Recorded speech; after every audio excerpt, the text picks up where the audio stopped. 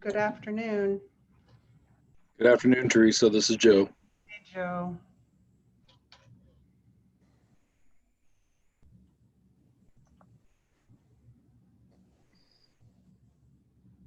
Good afternoon. This is Nicole.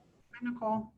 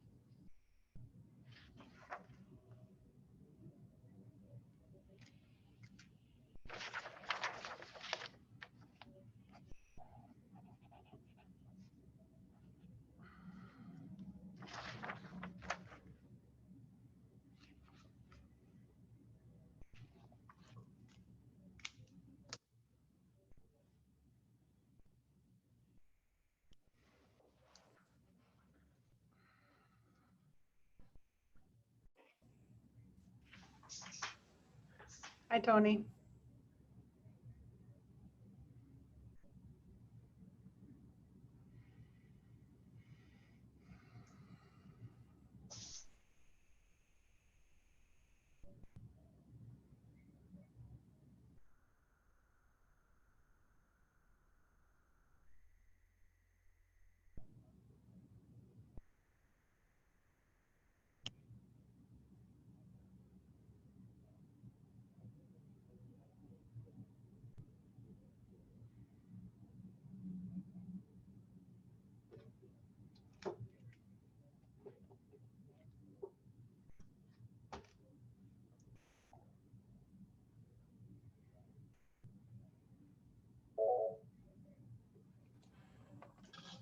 Mr. Homily, did you have a question? His speaker's off. Your microphone's off, Mr. Homily. Hi there. I was testing to see if my audio worked. It does now, yeah. Great. Thank you.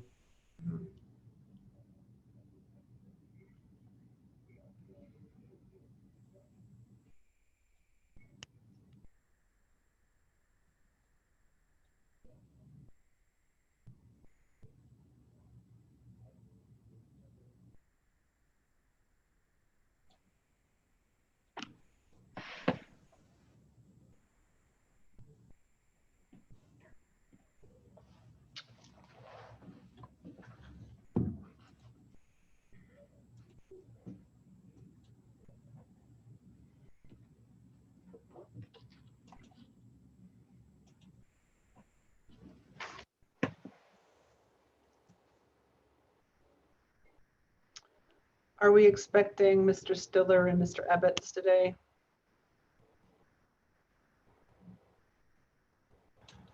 Nicole, do you know if anyone has declined the meeting invite?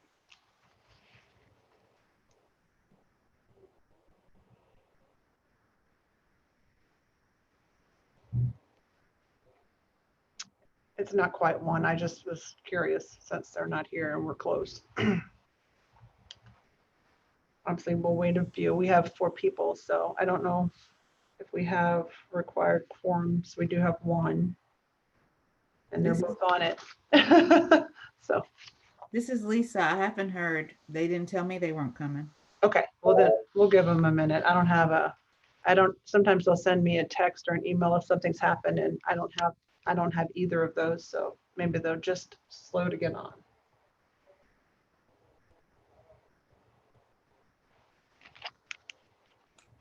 I'll resend them both the link. That's a good idea. Oh, here, oh, nope, that's not them. Just check in to make sure that our video and microphone is working. Is this Mr. Shilton? It is. We can't test your video yet because you don't have the right role. But when your case comes up that you're interested in, just raise your hand again and I'll promote you to a panelist and then your video will work. Or it should. Gotcha. Thank you. Mhm.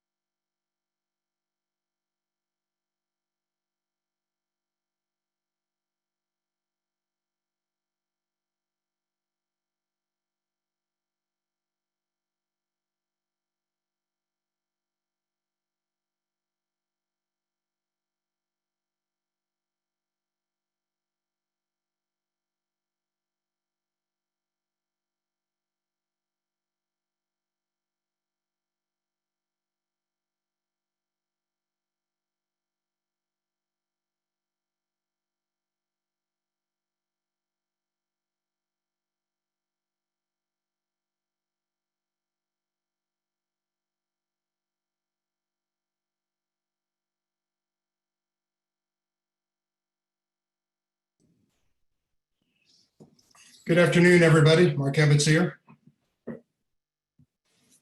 Hi, Mr. Rabbit. Hello, Michael.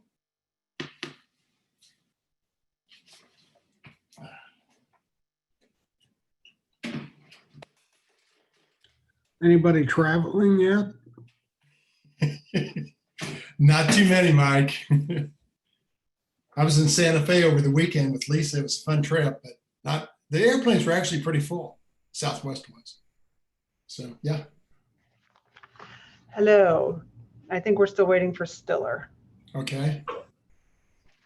And we're gonna wait just a minute because we have a quorum pretty high up on the docket and he's on it, so.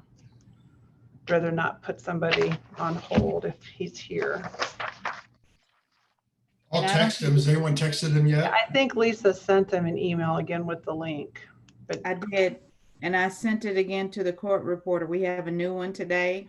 Oh, And I don't see her on here either. oh, well, we won't be able to have the hearing without a court reporter, so.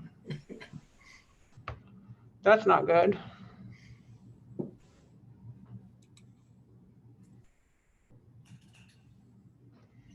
And you're sure they're not out in the participant field waiting for us to let them in? I looked there too. I don't see. Okay.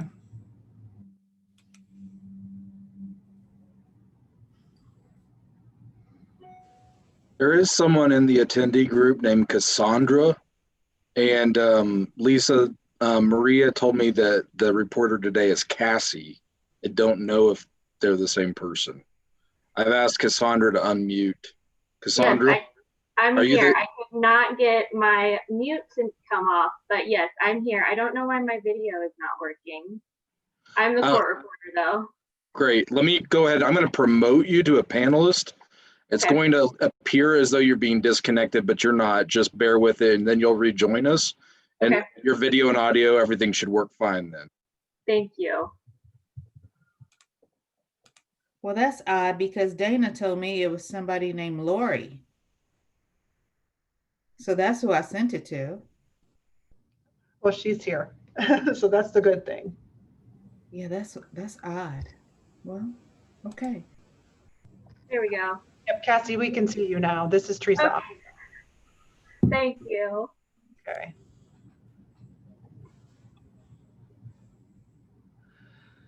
Well, I texted Stiller. okay, let's give it. He Did he said respond? delivered, but didn't say responded. So. Okay.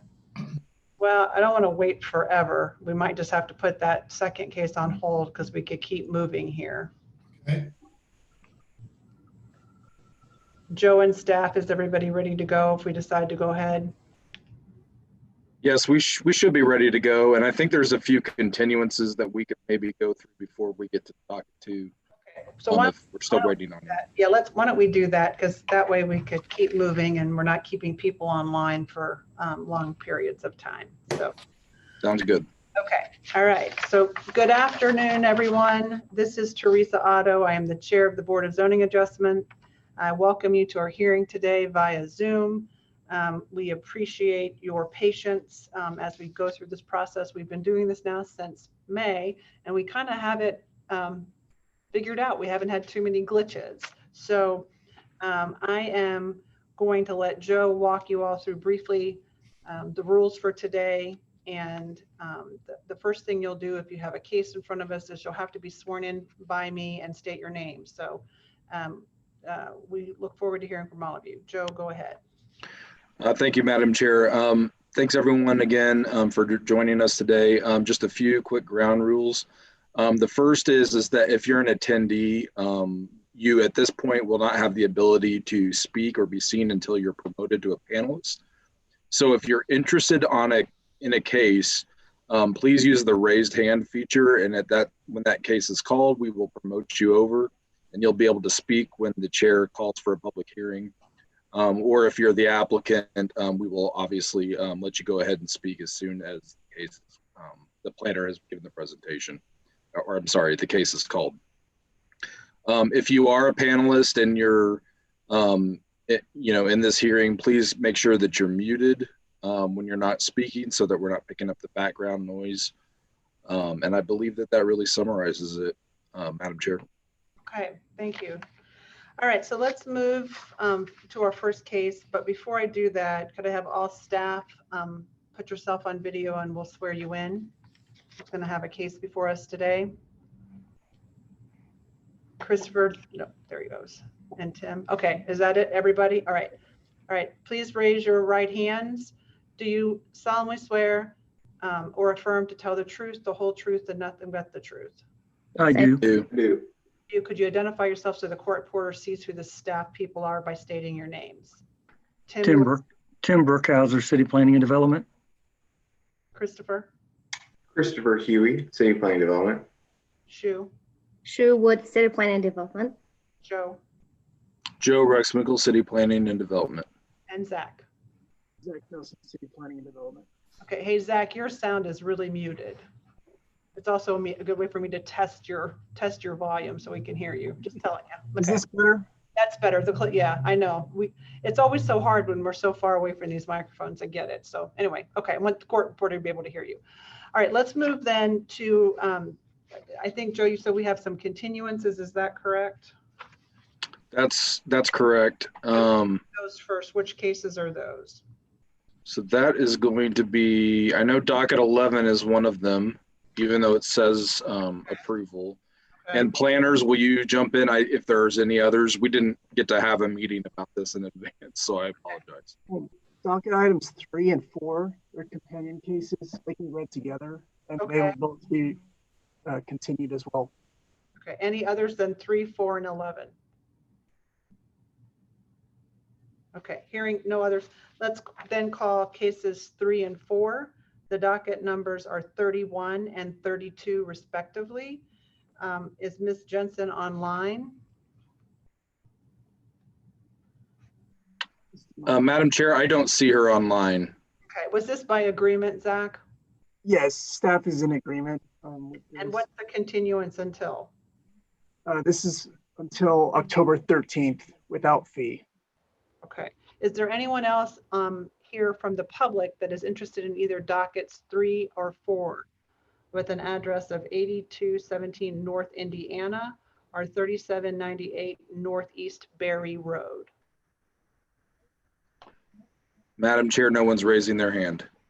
Hearing no other comments, I would accept a motion to continue these matters till October 13th without fee from a board member. So moved. I have a motion from Mr. Banuki. Do I have a second? Second? I have a second from Mr. Ebbets. All in favor, please say aye. Aye. Any opposed? Chair votes with the motion. These matters are continued to October 13th without fee. And let's call case number 11, which is docket number 24 with an address of 13423 Charlotte Street. Is the applicant online? I don't believe the applicant has joined us on this one either. Okay. And Joe, is this your case? This is Chris Huey's case, and I believe Chris can correct me if I'm wrong, but I believe this still has to go to CPC Okay. Chris, for their recommendation. okay. Chris, you want to tell us what we need to do here, or what the recommendation is? Sorry, my computer's operating a little slow here.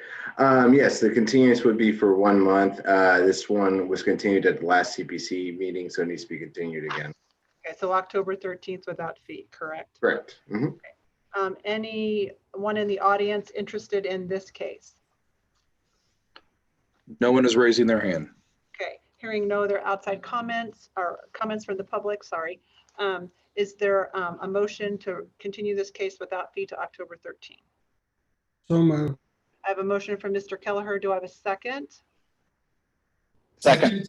I have a second from Mr. Ebbets. All in favor, please say aye. Aye. Any opposed? Chair votes with the motion. The matter is continued. All right. Chairman Otto, Yes. Mark Evans here. Yes. Mr. Stiller will not be joining us today. He's bit by a dog, and so he's kind of in a bad way right now. Okay, well, we No, sorry. wish you well, and that's I okay. did. Okay, all right. Well, we'll just have to move through this then with him on that one case. We'll see, have to see what the applicant wants to do. All right, so then no other continuances. Let's move back to docket item number 1, which is case number 23. The address is 4701 Northeast Staley Road. Would the applicant please raise your hand to be recognized so we can promote you? I'm promoting Casey Homley.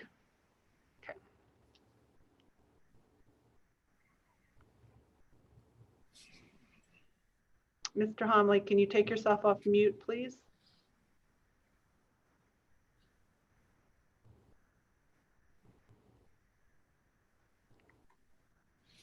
There we go. It was struggling. Okay, yeah, and if you can move a little closer to your microphone, you're pretty faint. Okay. It's a headset. My computer's not set up with a microphone. Oh, okay, okay. So can you state your name, please? Casey Homley. And Mr. Homley, would you raise your right hand to be sworn? Do you solemnly swear or affirm to tell the truth, the whole truth, and nothing but the truth? Yes. Thank you. Is there anyone else online today who is interested in this case, either to support or oppose the same? If so, raise your hand so that Mr. Rexwinkle can identify you. No one is raising their hand. All right, thank you, Joe. Mr. Homley, have you had a chance to review the staff report that has been created as it relates to your application? I did, yes. Okay, if you would turn to or go to the final page of the report, which is page 3, there is a list of exhibits that number 1 through 10. Those are items connected with your application. I would ask if we could admit those for the board to consider this afternoon. I'm sorry, Madam Chair, was that a question for me? It was. So Do you have any Do you have any objection to my admitting those 10 exhibits so the board members can actually look at them? The 10 exhibits that I submitted? No, the 10 exhibits that are described on the 3rd page of the staff report.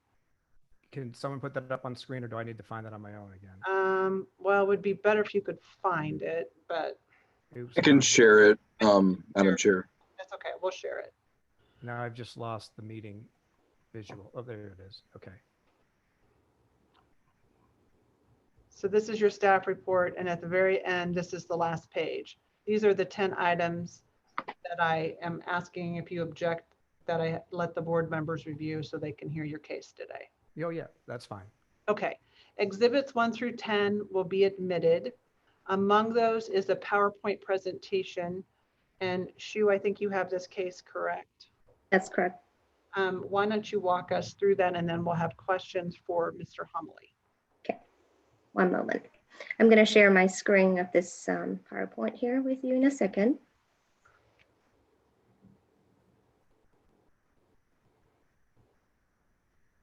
So this case in front of you is an appeal to a staff determination. The property is located at 4701 Northeast Staley Road. It is generally located in the Northland. More specifically, it's located on the south side of Northeast Staley Road, in between Highway 435 to the very east, and then North Indiana Road to the very west. It is currently zoned R80. And here is the looking south from Northeast Staley Road at the subject site. This is a view looking north from North Staley Road, right across the street from the subject site. There are 3 violations issued on March 4th, 2020 by staff related to violation of the use of the property. The first one is that this property has been in operation of a general contractor business, such as dumpster rental and waste removal, as cited in this notice. The second violation notice is related to the use of outdoor storage of and not limited to the contractor's equipment. The last and also the third violation notice is for the storage and parking of the commercial vehicles. All these uses are not permitted in R80, which is their current zoning district. And that concludes my presentation. I do have an applicant presentation. If the applicant is ready for me to show it. That would be Thank you. great. Yeah, let's move to Mr. Homily. Let's see what he has to offer us. Okay, if you can't hear me as I'm talking, please let me know, okay? We will. Thanks. Shu, are you going to present it? She's trying to pull it up. Oh, okay. Yes, I'm going to pull it up right. here in a second. Okay. Mr. Homily, try to speak up a little bit too. I know you're on headset, but Yeah, I'm sorry. My computer is not quite equipped for Zooms. This is my first one. it's okay. No worries. So here's the applicant presentation. Okay.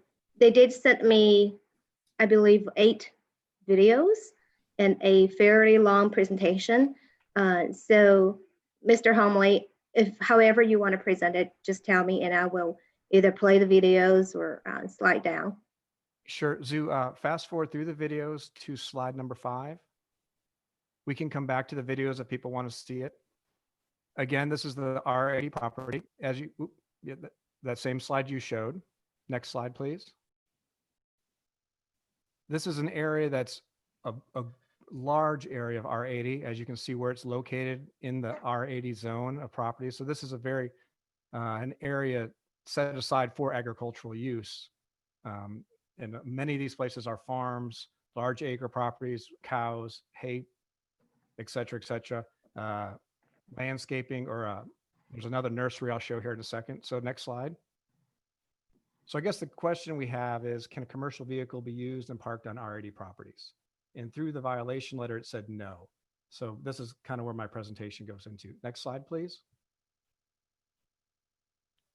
So 1 mile down the street, there's another property called Site One Landscape. As you can see, I highlighted to the left is my property, to the right, bottom corner is Site One, R80 property zoned. Next slide. Here's a zoom in on it, and they have dumpsters, they have trucks, all sorts of commercial vehicles. They are a full-blown agricultural landscape supply company. I'm not saying that I am. I don't intend to ever be this large. However, I am running a farm at my property. Next slide, please. These are the trucks they use at Site 1 commercial, the commercial vehicles they use at Site 1. As you can see, there's a flatbed truck, and then there's a dump truck with a roll top mechanism. Next slide. Now this is my property. We call it Winding Creek Farm, and I'll go into more documentation on that later. I just wanted to show you my truck, one of the commercial vehicles that is in violation. There on the left, that's a flatbed truck with a roll back tarp, and that's my personal vehicle sitting next to it. So it's actually smaller than my personal vehicle. Next slide. Okay, I'll go through these quickly, but I wanted to have, the reason there's so many slides in this presentation is if we do need information, it is here in the presentation. We can come back to it if there's a question down the road. So I'll go fast. If you'd like me to spend more time on a slide, just say so and I will. R80 zoning. The whole thing comes down to what are the permitted uses on the property. To the right there, I list the 7 main permitted uses of the property. Next slide, please. These are right out of the code book. So this is the reference material where it came from. Next slide, please. Now I broke it down and I'm actually showing you the different ones. So you have residential use, agricultural use, crop agricultural. Next slide. Again, permitted uses. Animal services. Next slide, please. Urban agricultural. Again, all permitted uses on this property. Next slide, please. So here's the code in question. Vehicular, I can't say that word, use in areas and residential districts. Number 3, any use as permitted in districts R80, AGR, may park commercial vehicles being used in conjunction with their services and activities. Okay, next slide, please. I just wanted to reconfirm this. Any use as permitted. So in any of those uses, if I'm using the vehicles for those services or those activities, per the code, the way I read it, I should be allowed to park those on the property. Next slide, please. So just to recap those uses, I wanted to highlight the Winding Creek Farm LLC. That falls under the agricultural crop. So I actually do have a business at that property. However, I just wanted to make a note. Per the code, it is not required that I run a business there to have those commercial vehicles. I can also use them if I'm using them for activities with household living, as seen here. Next slide, please.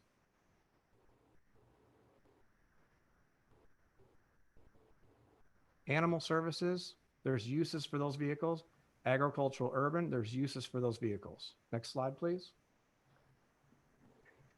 Just to go into the legal aspect of the business, here's Winding Creek Farms EIN number. And if you look at the date on that, that date is prior to the date of any of these violations. So this business was in action set up prior to any violation letter sent through the city. So this is not a retroactive business. Here's my Kansas City business license. Yep, next slide, Zoo. There's my articles of incorporation. We already saw 23 is the next slide.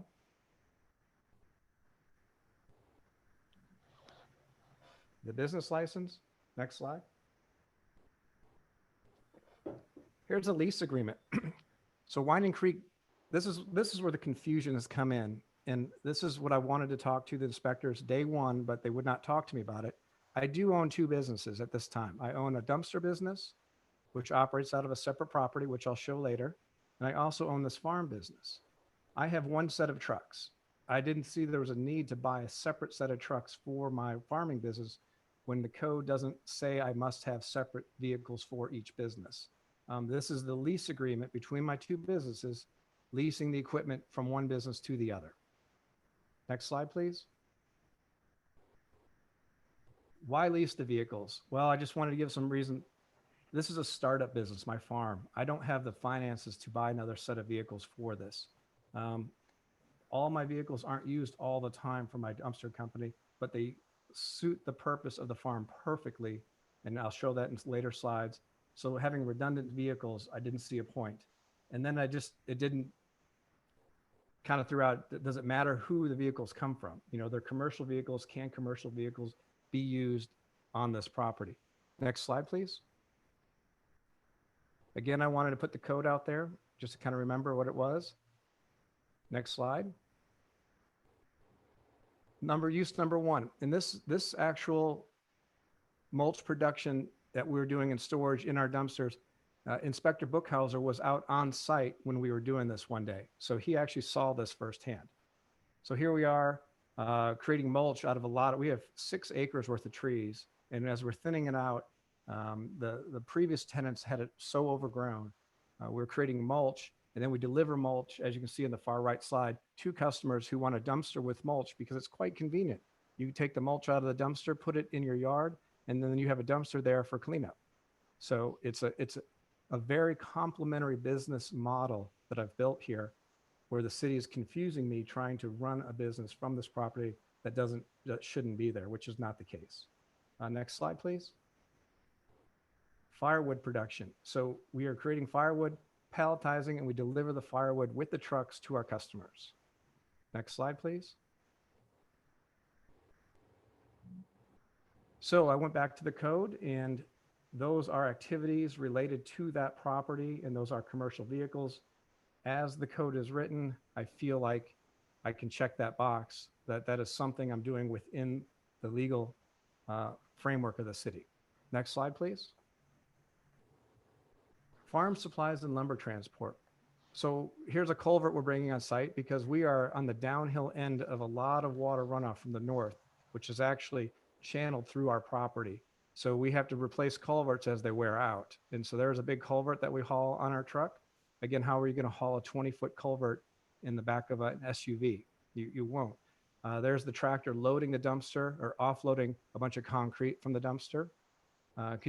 Next slide, please. So we carry supplies in our dumpsters. It's just like a large pickup truck, but we have it, so we feel that we're allowed to use it. Next slide, please. That lumber was used to build this animal enclosure. There's 2 goats that live on the property, and without the use of the trucks, we would have had to hire somebody to carry the wood and the materials in. And again, within our rights, I believe to bring in the material with our own vehicles. Next slide, please. Going back to the code, showing how this fit that code. Next slide, please. Managing the water runoff. As I said in the previous slide, if you look at an overhead, every property to the north channels through my property and then goes into Shoal Creek, which is where where you can see that channel going way in the back there. So as you can imagine, the trash that piles up from all the properties north of me coming down, and they get stuck at my property. So we have to clean out these channels weekly. Every time there's a rain, if it rains today, we'll be cleaning them out again. Next slide, please. Riprap. So to maintain these waterways, we break up concrete, and then next slide, please. And we place it in them. You see the one on the left that we have fully riprapped. It's not eroding. It's very shallow. The one to the right, which we haven't got to yet, the water runoff is starting to erode it. So in an effort to stop erosion of the soil into Shoal Creek, we are installing the riprap to hold the earth in place. Next slide, please. Next slide, please. Tree transport. So at this time, this all happened, if you look at the dates of this case, 2 or 3 days after the city was on a shutdown due to COVID. So we were able to get 1 order for evergreens in. So our goal is to plant 500 to 1,000 evergreen trees on this property. At the current state, we only were allowed to get 50 this year. So we have 50 planted, and those were seen by the inspectors when I invited them out to my property. We would love to have more, but it's just one of those things. That's all we could get, and we couldn't plant in the summer. So we are working on the trees, and the trees are going to need transport when we send them off to customers and commercial clients. We'll have to transport them, and that's what we'll use our trucks for. Next slide, please. Trash removal. When we bought this property, they used Shoal Creek for a dumping ground for 30 years. So we took out over 25 dumpsters worth of trash from this creek that runs to the middle of the property. As we're going day to day, we also have a dumpster on the property, and that was one of my violations. They're calling it contractor equipment. Well, it's a roll-off dumpster, which have every right to have a dumpster on my property to throw away anything I choose. If that's a violation, then my company Alpha Team is violating it every day by putting dumpsters all over the city. So we do remove trash, and we use the trucks on that property to remove the trash. Next. So here's that. I was just talking about from time to time, we have an open top dumpster on the property. Again, I don't see where in the code it says I'm not allowed to do this. And we throw away the waste from the goats. We throw away all the tree branches we can't grind up. It's there for our use of the business Winding Creek Farm. Next slide. There's a code in the code book that says if you have a gravel driveway, which we are allowed to have a gravel driveway because we have over 3 acres of property, but we must keep it in good repair at all times. So this is a code that says I have to keep maintaining it. And how do you maintain your driveway? You either hire somebody with a big truck to come in and do it, or you do it with your own trucks. Next slide. So here's a rut that every rain that we get, again, because we're downhill of half the Northland, the rain rolls right through our driveway, ruts it out. And here we are with a load of gravel that we do almost monthly, filling in the ruts and smoothing out the driveway per the Kansas City code that we must keep and maintain our driveway. So if I wasn't doing this with my truck on the property, I'd be hiring Martin Marietta to come in with their trucks and to do it. So either way, there's going to be trucks on the property. I'm just using ones that I own. Next slide, please. Again, I feel that all meets that code to the word.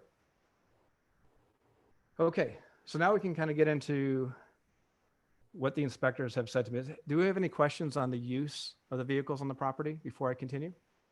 No, but I have a question. Tell me again what Alpha Team does, Mr. Homily.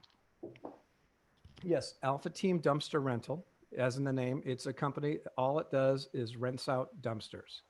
So it's more of a residentially based dumpster company. If you are cleaning out your house because you're moving, you would call us. We would bring over a dumpster like the one you saw pictured a few slides back. That's the largest dumpster we carry. It's in the world of dumpsters, it's a small dumpster. We drop it off on your driveway. You could clean out your house. A week later, we come by, pick it up, and take it away. And where is Alpha Team's business located? It is at 8907 East US Highway 40. And that was, I believe, if you look into the 250-page attachment from the inspectors on the case file, you'll see photographs of that place. Okay, and how many dumpsters does Alpha Team own? It owns 88 dumpsters. And how many trucks? 4 trucks. How many? 4. Okay.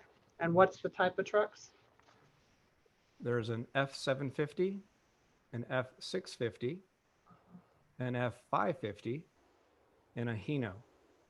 Okay. Thank you. All right. You're welcome. Okay, so first thing I want to kind of look at real quick is in that packet of slides, or in that packet that was attached to the file, there were 4 pages missing out of that. That was the inspector's attachments. Have any of you looked through that file yet? We just got permission to do that, so no. Oh, okay. Well, we requested that file a few weeks back, or at least the case file a few weeks back, or my attorney did, and they sent us the case file. And there was an internal email that was in the file that I wanted to read to you. It was too late to submit. Can I read it out loud, or can I show it on my screen? Who's the email from? The email is from Inspector Christina Johnson to Inspector Tim Brookhauser, asking if he can look over an email that she wanted to send to us, or send to me, and then it's his comment back to her. You can read it to us. Okay. So after I presented all the information that I showed you, I was telling Christina about all this stuff that we're doing on the farming business. She wrote in an email Again, this was going to Tim. It was not going to me. In response to your email, or good morning, Mr. Homley. In a response to your email, if you feel that your agricultural business operation is in complete compliance with zoning and developmental code, and you are not operating a dumpster rental business from your property and or storing commercial vehicles for your dumpster business on your property or storing equipment used for your dumpster business on your property, then there is no need to appeal the determination. The letter was only a warning. So here she is telling me that if what we're doing, what I've showed you, and this is exactly what we're doing, is okay, then it's over. This has been going on for 5 months now. The reason this letter didn't come to me is because this is Tim's reply to her. KJ, I think you may need to shorten up the first sentence. Maybe we should not get into his agricultural business, but address his dumpster business directly. He wants us to be pulled into this farm use and his reasoning for all the equipment. Maybe we should call him out on the dumpster business by its name, as they will have access to all of that information if we issue a ticket. Let's get him to respond to that business and how it's being operated in writing. He seems to be quite wordy. What are your thoughts? So this was in the information that my attorney requested, and they sent me the case file. This is not in the new attachments that they attached to this case. So I'm guessing this email wasn't supposed to be in there because it is an internal email. The reason I bring this up, and I'm okay, it's all good. The reason I bring it up is not once in the last 5 months has either inspector even mentioned Winding Creek Farm by name. It was always the dumpster company, always the dumpster company. Never wanted to see information on the farming business. Every time we presented it, it was dismissed. So now if I want to get back into my presentation, with Well, that I understanding. don't mean to stop you, but I think the board may get this. So let me ask you some questions. Yeah.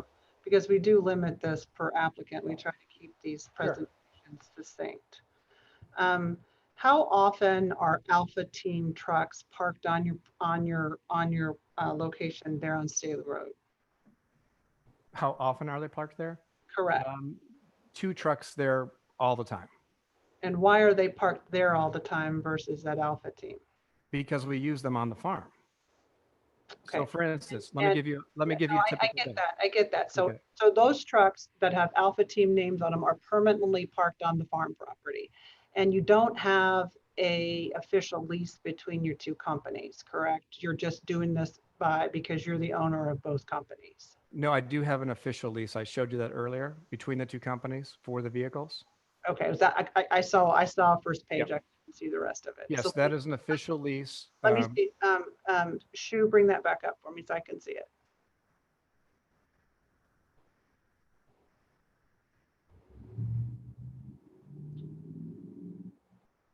Which one is it, Mr. Homley? Try That's- 24.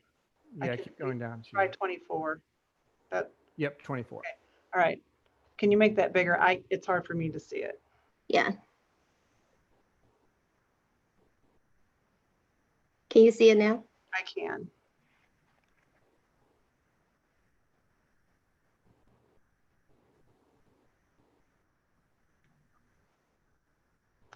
So here's my concern, I guess. And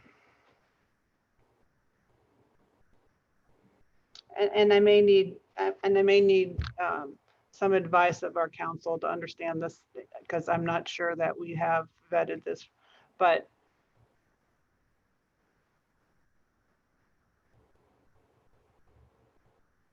it seems to me as though you've got Alpha equipment and you're using it only for the farm. And why you wouldn't, if they're permanently there, why you wouldn't just put it in the name of the farm? Let me answer that question for you. So when you say permanently, they spend the majority of the day off the farm. They're only on the farm from 3 o'clock to 6 o'clock, typically is when we use them on the farm. Maybe till 8 o'clock until it gets dark. And then at that time, we put them into the barns, and none of them are stored outside. So they go into the barns. And then the next morning, we'll use them maybe from 7:30 till 8 till 9, depending on what the Alpha Team schedule looks like.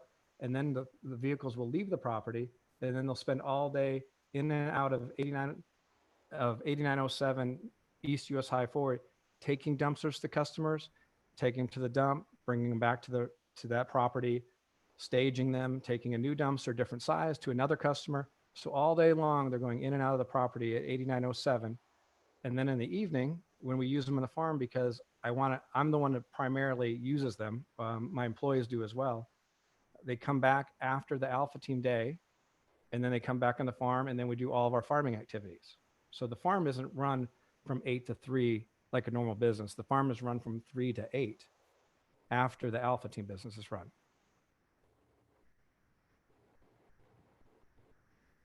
So 2 different businesses. Trucks are used at different times because they can't be used simultaneously on both businesses. And I've even offered suggestions such as, and I actually went ahead and did it, when the trucks are on the farm property, I've bought new logos to relogo the truck. So the truck, we cover up the Alpha Team on the trucks just so there's no neighbor with confusion. So it's more appropriately, visually appropriate. I didn't think that was a code, but I went ahead and did it anyways.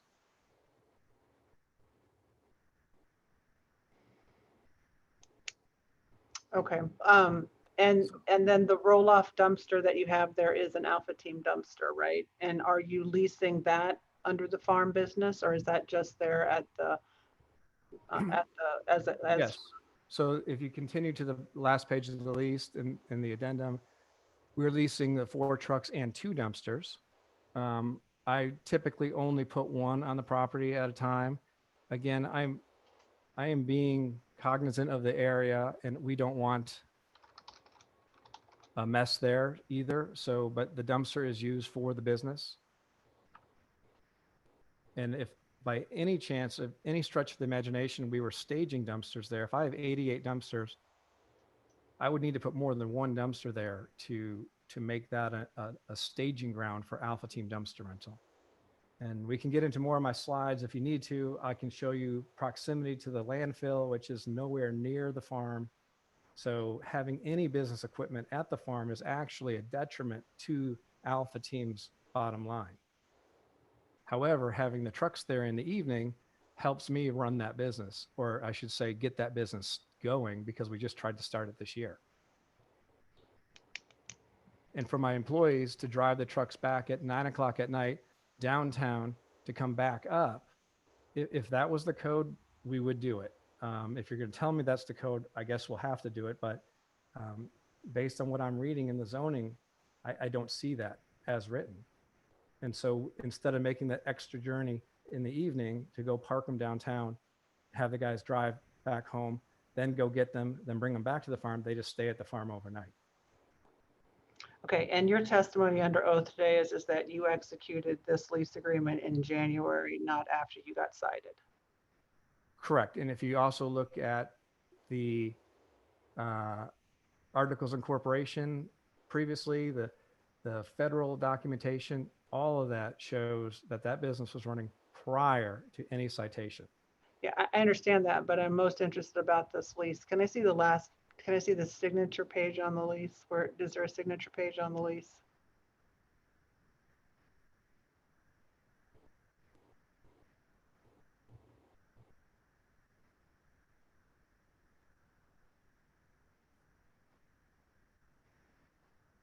I think it's just the cover sheet. Okay, so you signed this. Is it witnessed? Yes, I signed it. Is it witnessed? It probably is not witnessed. Again, if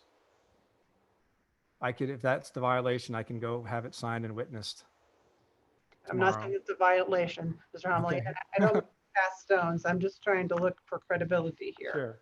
My job. When did you present this equipment lease to the city? Before, I remember that I read that email between Christina and Tim to you.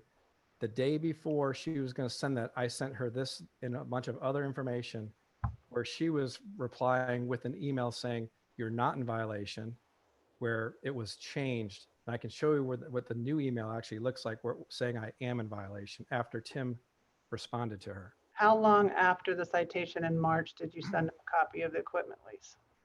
Well, we can go through the whole email chain. I don't know off the top of my head. Shu, let me see Within days. let me see the email chain he was talking about. I can't remember what it was dated. I actually started with going to Shu, wondering why I had to appeal this determination. And then that same day, I sent everything to Christina. And Shu's been copied on everything this entire process. Okay, let me take a look at the email chain.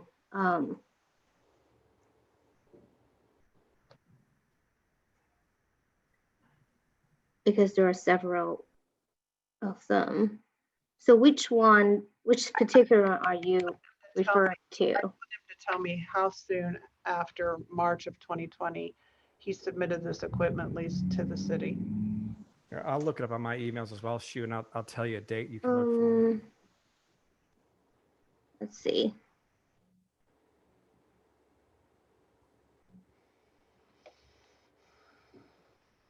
I believe his lawyer, Jason Davey, was the one No, first. Shu, I did it really early. You did it? Okay.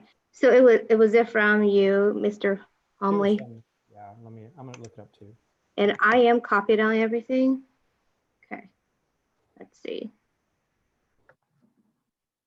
It would have been around the March 20th date, I believe, or 21st.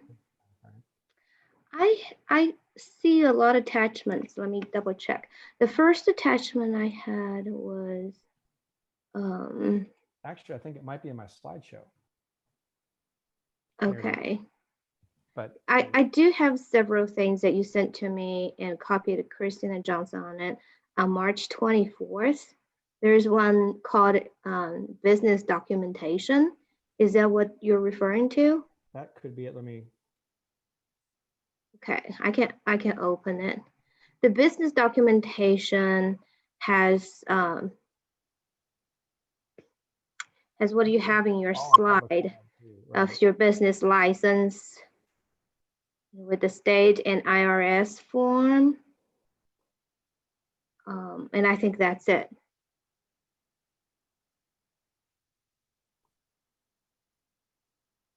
And then on 25th, you did send several attachments to the city and I was copied. You sent a file named Alpha Team location picture, Alpha Team business location lease. Is that what you're referring to? That well, no, that's when Christina asked me if I can show there is a lease between somebody and myself where I store the equipment for Alpha Team. She would review it, and that was when I sent that lease. Okay, and you also have Alpha Team business license and Winding Creek equipment lease. There you go. That's it. That's the one. Okay, that was sent on March 25th. And let me open it. I can share this screen here. 1 second. Madam Chair, Yes. I believe that was sent to us in a letter dated 3/16 of 2020. Okay. Thank you, Mr. Brookhauser. So this equipment lease, the file named Winding Creek equipment lease is shown on the screen here. I'm sharing with everybody. Looks like the first portion is what you have captured screen on your presentation. And then the rest is also, the rest of the lease is also here as well. There are a total of 4 pages.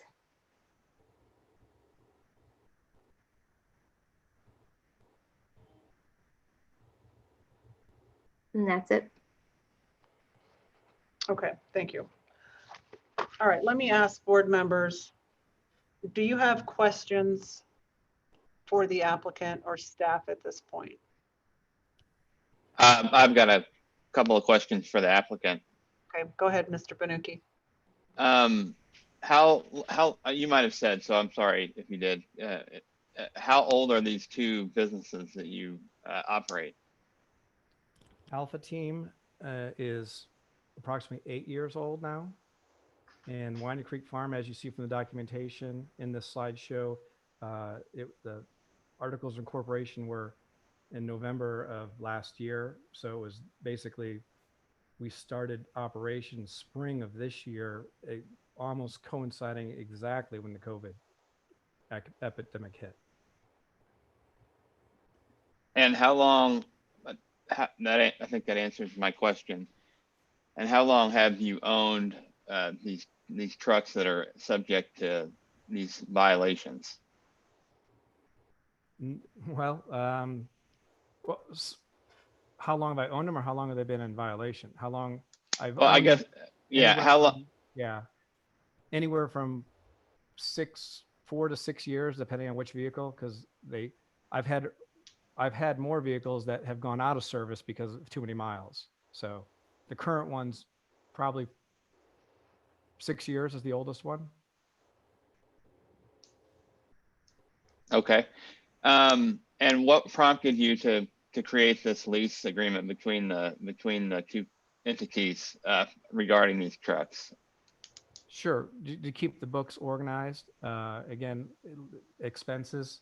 You know, if the Winding Creek Farm is going to show a profit, then you want to show expenses with it. And if I didn't have vehicles that I was depreciating, I should show a lease agreement so I can expense those trucks back to the company when used on Winding Creek Farm. Okay, thank you. That's all I have right now. Other questions from board members? Mr. Homley, tell us more about your proposed Christmas tree sale. Yes. Well, as I told Tim, we invited Tim and Christina out to the property 2 times. They took us up on our second offer. So the plan is, it's kind of a 10-year plan for me right now. I plan to grow the Christmas trees, you know, depending on how many will fit, depending on how it looks, what parts of the land are cultivatable, to have, you know, 500 to 1,000 trees. And what I'd really like to do, again, and I'll go through all the proper zoning and follow all the codes when that time comes, but I'd like to have a Christmas tree farm there, more of a destination property for people to come and pick out a Christmas tree. Possibly we have some goats in the back, little petting zoo for the kids. This is the long-term development of this property that I foresee. As I go into retirement 10 years from now, I would like to have a place for families to come in the Christmas winter time and pick out a tree and make a couple hours of it. So that's my plan for the property, and that's why I bought the property. And I'm just, you know, working on it daily it's come a long way since we don't have videos or pictures of what it looked like prior to me purchasing it, but it's come a long way, and it looks exponentially better than it did when I bought it. And currently we have 50 trees planted, and all but 4 survived the summer heat. And so we're lucky there. And again, I plan on planting it more this upcoming spring. So is it your belief that 5 years from now, when you have 200 people coming out at Christmas time to buy a Christmas tree and cutting it down and paying you and taking it home with them, that doesn't constitute a business, commercial business? It does. It is a commercial business. I am running a commercial business from that property. Okay. Yeah. And I'm allowed to, per the code. If we go back to my slideshow, I can show that as a permitted use of the property is to run a business where I can actually do retail sales on the property. Any other questions before I? Quick question for Mr. Homley. Sir, with Alpha Team Dumpster, Yes. did that ever, you said you rented a place on 40 Highway. Yes. Were you running Alpha Team out of your location in the Northland, maybe up until August of last year. How long were you running it there, or were you running it there, sir? What do you mean by running?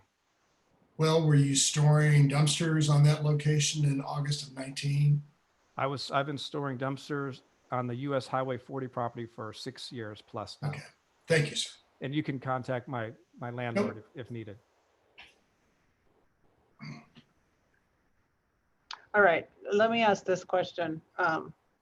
Does the board have any interest in needing to talk with Sarah about any issue before we continue?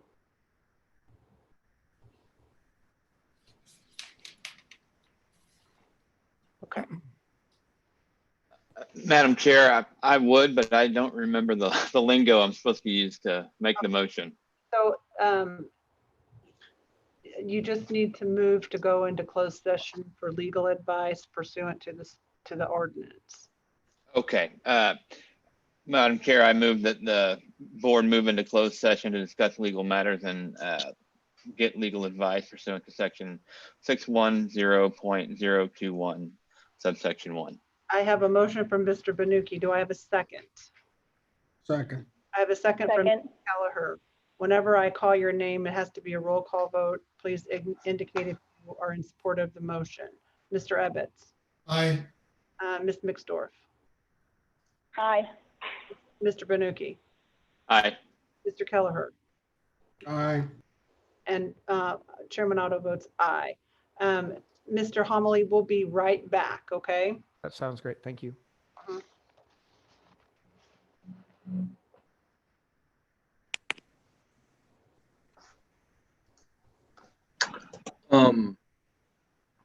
Lisa or Nicole, I'm gonna make you guys the host right now because I cannot start their closed session until I'm not the host of this one.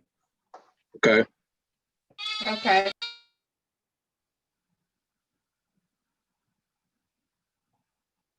So do we all need to move over to this other link? He'll do it. Yes. In just a second.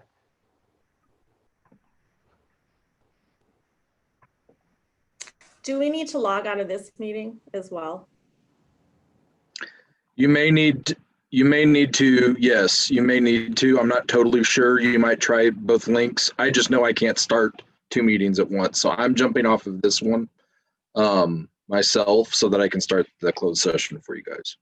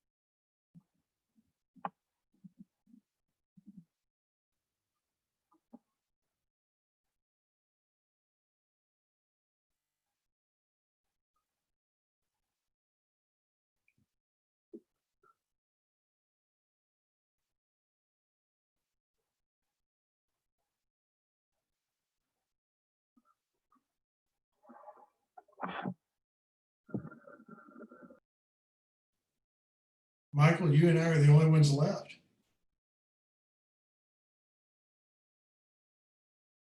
Unmute, Keller.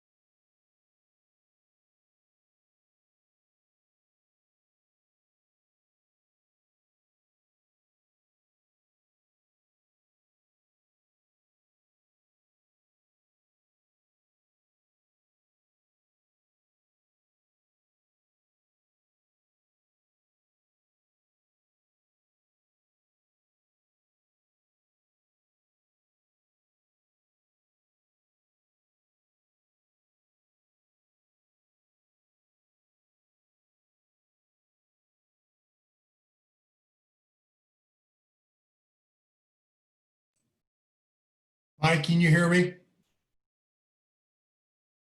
Take yourself off mute.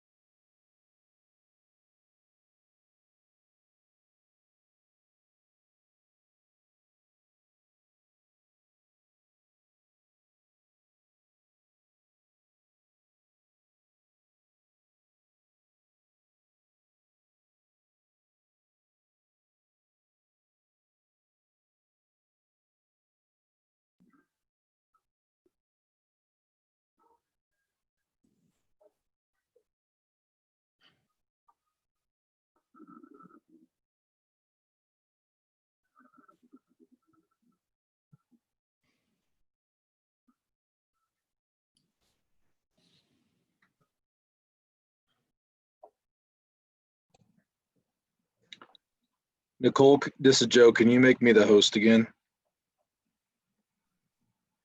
Yes.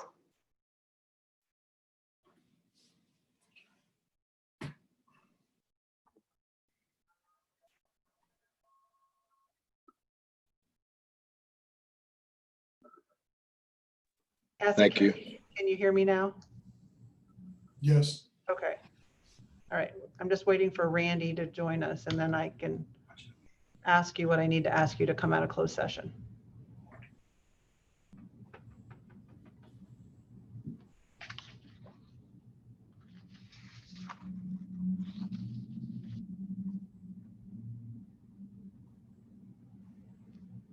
Randy, are you back? Oh, there you are. There you are. Okay, you can hear us, Randy, okay? Okay, all right. We need to come out of closed session. To do that, I need a motion. Madam Chair, I move that the board come out of closed session. Can I have a second? Second. I have a second from Mr. Ebbets. Please say aye if you support this, or nay when I call your name. Mr. Kelleher, Aye. Mr. Banuki, Aye. Mr. Ebbets, Aye. Ms. Mixdorf, Aye. and chair votes aye to move out of closed session. We are back in regular session. All right. Mr. Homily, I want to ask a couple clarifying questions of you. I think we understand your request and I think we understand what the city has done here, but we have a couple clarifying questions. As it relates to the waste bins that currently, how many of those are on the farm property? As of today, 0. Okay. Probably 1 by the end of the week. We'll have 1 back on the property. And how often do you have one of those there on the property? I would say 20 to 30% of the time. When we need one, we bring it out there, we fill it up with the trash. Sometimes it spends 2 or 3 days as we're filling it, then we take it away. And then when we have another need, we bring one out. We never have more than 1. And if we have 2 there, it's because we're filling one of them with mulch or firewood. And do you have an office at the Alpha Team location where you run that business? No, the only office I have is a home office. Okay, and is that at the farm property? No, it is not. It is at my personal residence. Okay, and that was what we needed clarified. So that's at a third location from That's at a both of third these. Correct. Okay. And do you have employees from Alpha Teams that work on the farm property? Yes, and I have one that lives on the farm property as well. And they're Alpha Team employees? They're Alpha Team employees, yes, and they work for Winding Creek as well. So you pay, are they employees, are they W-2 employees or are they 1099 employees? They're W-2 employees of Alpha Team. Okay, and how does the farm pay them? The farm pays Alpha Team as a contract employee. I see. Same way we do with the trucks. Okay. And if that is a point of contention, I would be more than happy to make them W-2 employees of the farm. We've actually talked about partnership. They may become my partners in the farm. It's all up for discussion. Okay, all right, board members, other questions of clarification? Okay, all right. And Mr. Homily, I know you had a few more things to say, but I think we understand this based on our questions to you. I'm going to ask, and if I'm wrong, the board will let me know. Board members, any other questions? All right, then I would entertain a motion on this case. Madam Chair, I'm convinced based on everything we've heard that the applicant's shown us that the use that and the conduct that he's doing at this location are allowed under the code. And so with that, I move in case number 23 that the applicant's appeal be granted and all 3 of the citations that are subject to this appeal be reversed. I have a motion from Mr. Banuki. Do I have a second? Second. I have a second from Ms. Mixdorf. All in favor of that motion, please say aye. Aye. Aye. Are there any nays? Chair votes with the motion. The decision is granted as stated. Thank you, Mr. Homily. Thank you, Madam Chair. All right, let's go to the next case. Get my other thing back up here. Too many screens.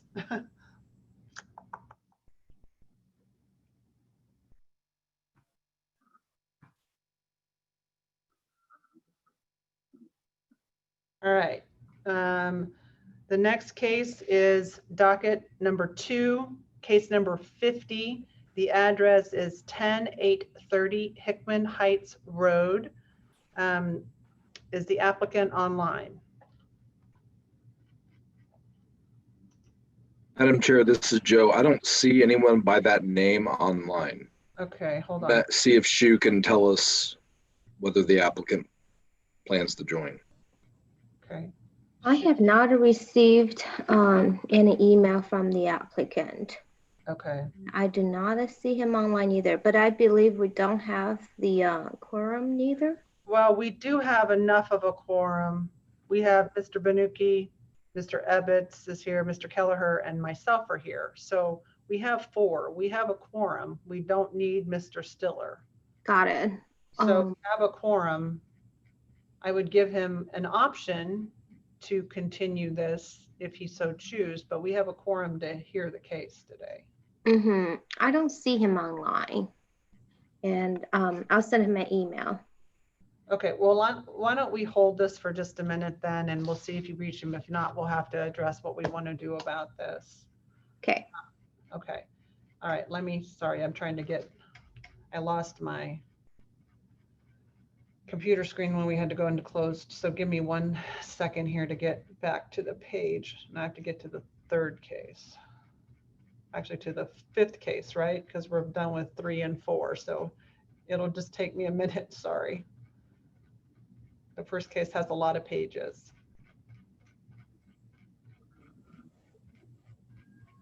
Does anybody know who's already there? What page number of the? Randy, do you know the page? Randy, do you know the page number? 273. 273. Okay, thank you. I knew somebody was there before me. Thank you. Let me see if I can just get there.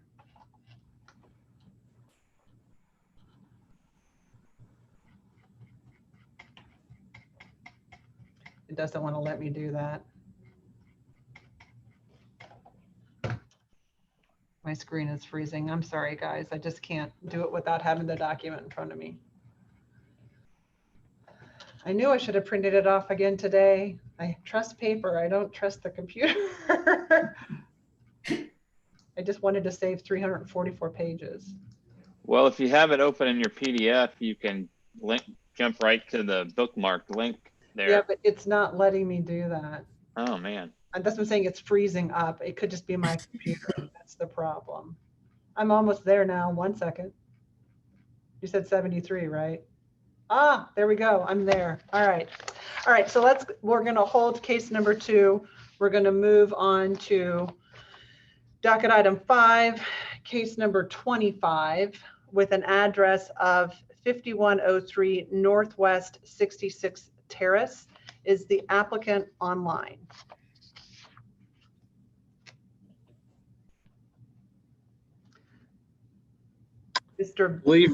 Madam Chair, this is Joe. I believe the applicant is Brian Pinman. I'm going to go ahead and promote him.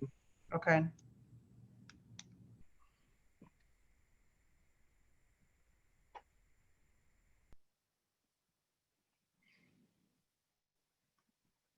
Hello, can you hear me? I can hear you, Mr. Penman. I cannot see you. I'm sorry, my video was working earlier. I'm not, let's see, start video. There we go. Oh, now I can see you. Great. Okay. Lots of toggling. I apologize for that. Okay. So, and are you the owner of 5103 Northwest 66th Terrace? I am. Okay. Because we have a name of someone with the KM Design Group, LLC. I understand that. Looking at the docket, it looks like that's completely different than what our request is. Okay. All right. Okay. So, and who's with you there today? This is my wife, Megan. Hi. Okay. All right. I'm gonna have you both state your full names, and I'm gonna issue the oath to you both. So one at a time, state your names. Brian Penman. Megan Penman. Okay, please raise your right hand. Do you solemnly swear or affirm to tell the truth, the whole truth, and nothing but the truth? I do. I do. Thank you. Thank you. Is there anyone else online today that's either in support or opposition to this request for a variance?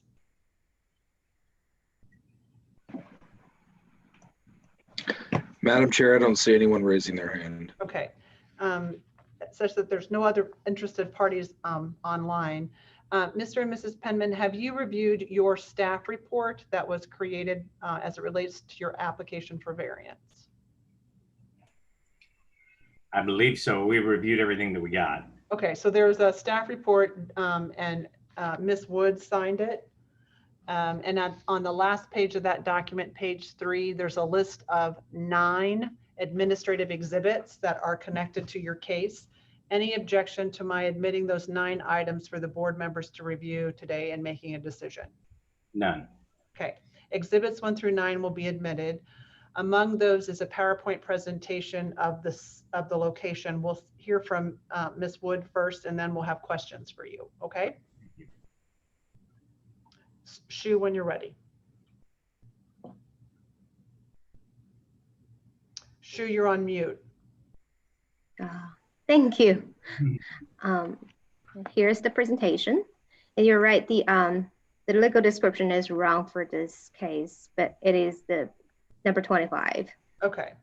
Here's the general location of the subject site. It's located in the Northland. More specifically, it is located on the south side of Northwest 66 Terrace, in between North Overland Drive to the west and North Beeman Avenue to the east. And the site is zoned R7.5, has a single family on the subject site. It has a driveway access from Northwest to 66 Terrace, and currently it is a double-line driveway leading to an attached garage. Here's the view looking south from Northwest to 66 Terrace at the subject site. And this is the view looking across the street to the north. The applicant proposes to expand their driveway by adding a parking pad to the west side of their existing driveway. And the proposed driveway expansion will be 8 foot wide and 32.9 foot long. With the expansion, the concrete or the impervious area in the front yard will still be less than 40%. There are 2 variances has been requested. I have to apologize, there is a mistake in the staff report about the side yard setback. It is not a required 1.5, it's actually 7 feet, because this is being treated as a parking space instead of just a driveway for this expansion, because this expansion doesn't lead to any garage. So that's why the review is a little different than normal driveway. So for parking spaces, the minimum side yard setback has to be the same as the building site setback, in this case, which is 7 feet. The applicant proposed this 0 foot setback to their property line to the west, so a variance amount of 7 foot is requested. And then the second variance is the front yard setback.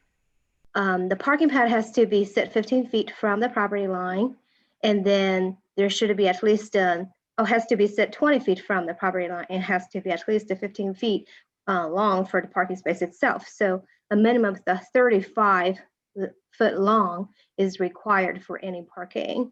So at this point, they can only provide 32.9, I believe. So the minimum over here for the front yard setback for a parking space is 20 feet, as I mentioned, and they're proposing a 17.9 feet in this case. So a variance amount of 2.1 feet is requested for the front yard setback for the parking space. So that shall conclude my presentation. Okay. Can you go back to slide 27 one more time, just so that we can see that again? Okay, leave that up for just a minute. Mr. and Mrs. Penman, why do you need this extra parking space? We just had our son and his wife move in. They came to Kansas City to attend medical school. So they're living with us, which brings another couple of vehicles into the driveway. I'm trying to keep them off the street, keep things out of the road, since several of our neighbors also park on the road. We're just trying to create more available parking spaces for them. And your neighbor that will be closest if you're looking at this photograph, this slide, the home that would be to the right of the photo, to the right of your home. Have you discussed this with them? I spoke with him yesterday in regards to this. He didn't state any objections. He also stated that he was going to do something similar next year on the property that is adjacent to where our proposal is. Okay. So this is, your home has a 2-car garage, is that what I see? Correct. And this is a 4-bedroom home? It's a 5-bedroom. We finished the basement to allow our son and his daughter and his family to come in. So we put in another 2 bedrooms downstairs and a bathroom and a kitchen. And that gets its final inspection on Friday, so it's almost over. And so, I mean, you built that out under city permits is what you're saying? Yeah, that's correct. Okay. Shu Wood? Is Shu on the line? Yes, Hey, Shu, I am. could I see the picture across the street? It looked like they had an expanded driveway as well. It was in your proposal. The house didn't. The house adjacent, there are several homes along the neighborhood that do. And they're like partially expanded. They don't go all the way out to the street. This one, you're wanting to take all the way to the curb cut though, right, Mr. Penn? No, it would be angled. So this is a better drawing where it shows that it's angled out instead of completely down to the sidewalk.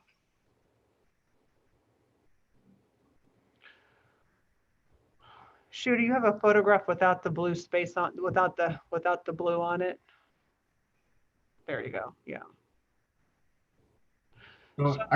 So will the parking pad, so the sidewalk will not be altered?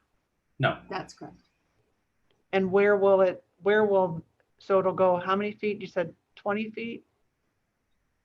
No, It's 32 feet, I'm sorry. 32 feet. So we would start the approach at the corner where the sidewalk meets the driveway and angle it over till we meet our width of the driveway and then take it back to where it meets the corner of the house at the garage. Pretty similar to how the appearance was across the house across the street. Okay. All right. Board members understand this request, have questions of the applicants.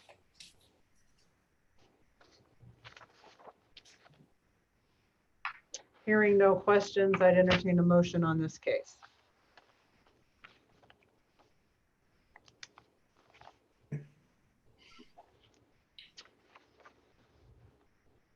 No motions? Madam Chair, case You know, we have to modify the variance. Right. I mean, all you need to do is the first variance and you need to alter the staff report, which is exhibit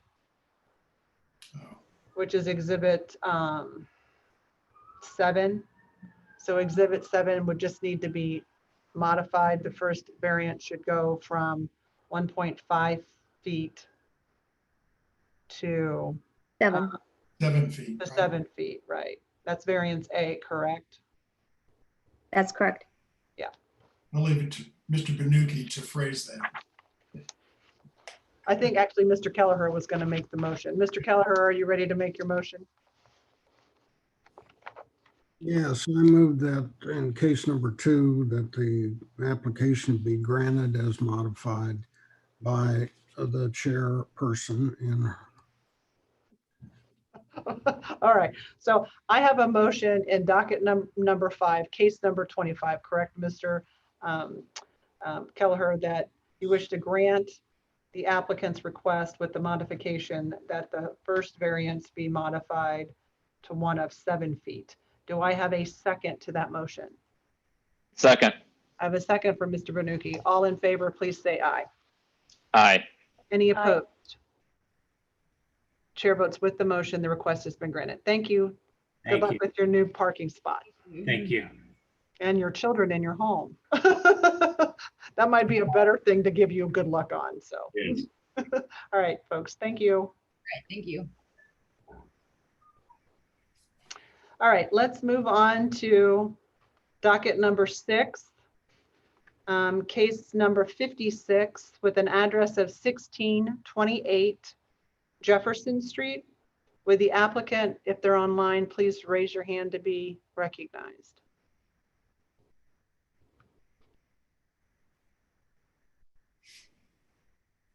Is Ms. Stockman online?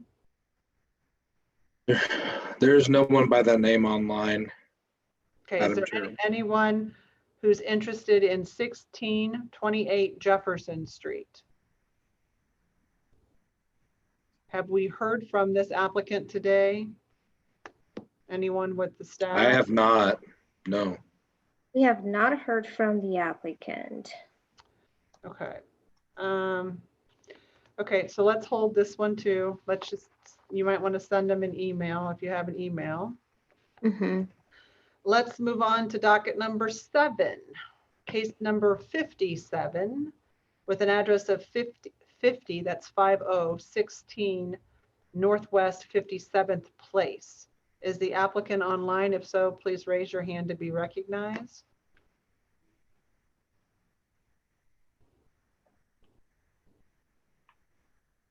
Is it Ms. Gordon, Jade Gordon?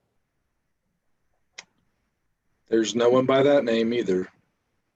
I'm starting to worry that, is there anyone still online for the other cases? Yes, there is. There are 8 people online. Okay, well, we're gonna just keep going until we can find somebody. All right, let's move on to docket number 8, case number 58 with an address of 10711 North Congress Avenue. Is Mr. Potts online? Please raise your hand. Mr. Potts is online and I'm promoting Okay, him. all right, success.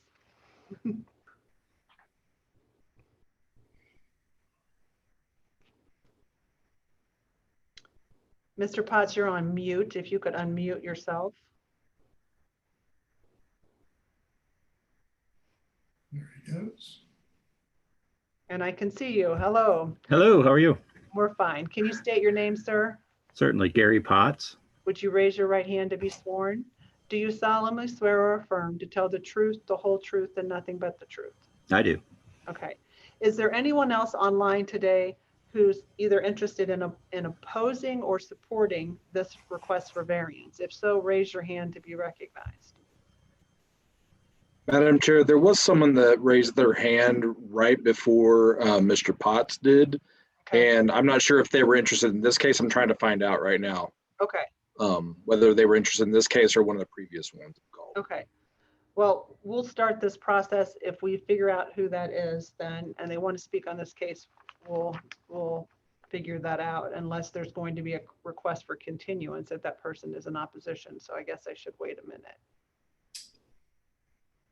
The name of the person is Jeff Shilton, and I have promoted him. Mr. Shilton, are you interested in this case? No, the same question was not given to me on the previous case. That's docket number 7. Okay, well, are you the applicant on the previous case?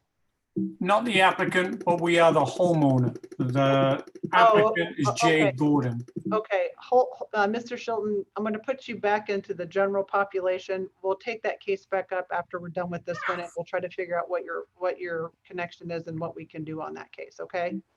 Thank you. All right, thanks. All right, Mr. Potts, have you reviewed the staff report that is connected with your application? I have. Okay, and that report on page 3, there are 9 administrative exhibits that are described that are connected with your case. Any objection to my admitting those for the board members to review this afternoon? No, I do just have one correction looking at the docket. She says applicant statement, city advised that it does not meet current requirements for a covered deck. But that was not my statement. I don't know, that might just be inserted incorrectly. Okay, well, we can deal with that, but no objections to the administrative exhibits, correct? No, ma'am. Okay, exhibits 1 through 9 will be admitted. Among those is a PowerPoint presentation about this request. Shu, let's hear from you, and then we'll have questions from Mr. Potts. So this case in front of you is a variance request for the CVS signage plan at the North Congress Avenue. Here's the general location of the site. More specifically, it is located on the southeast side of Northwest 108th Street and North Congress Avenue. It is currently zoned M2-3. And as you can see, there are 2 access from North Congress Avenue to the subject site. There is one up to the north, currently used for just a general cars, and the one down south is for loading trucks, particularly. And there is an approved plan on the subject site with a signage plan. Here's the view looking east from North Congress Avenue at the subject site. Here's the view looking west across the street from the subject site. The applicant proposes the variances for sign number 4 and 5 as marked on this site plan. And both signs are incidental signs. And one is for the north driveway access, one is for the south one. And both signs have identical plans. Sign 4 and sign 5, both of them are 9 foot tall and 32 square feet in the sign area. Therefore, 2 variances are requested for, both signs are 5 foot tall.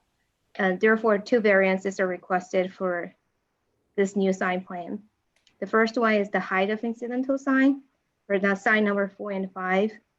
The maximum allowable height for incidental signs are 3 feet, and they're proposing 5 feet for both signs.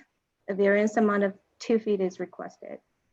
The second variance is regarding to the area of the incidental signs for both sign 4 and 5. Again, these are identical designs.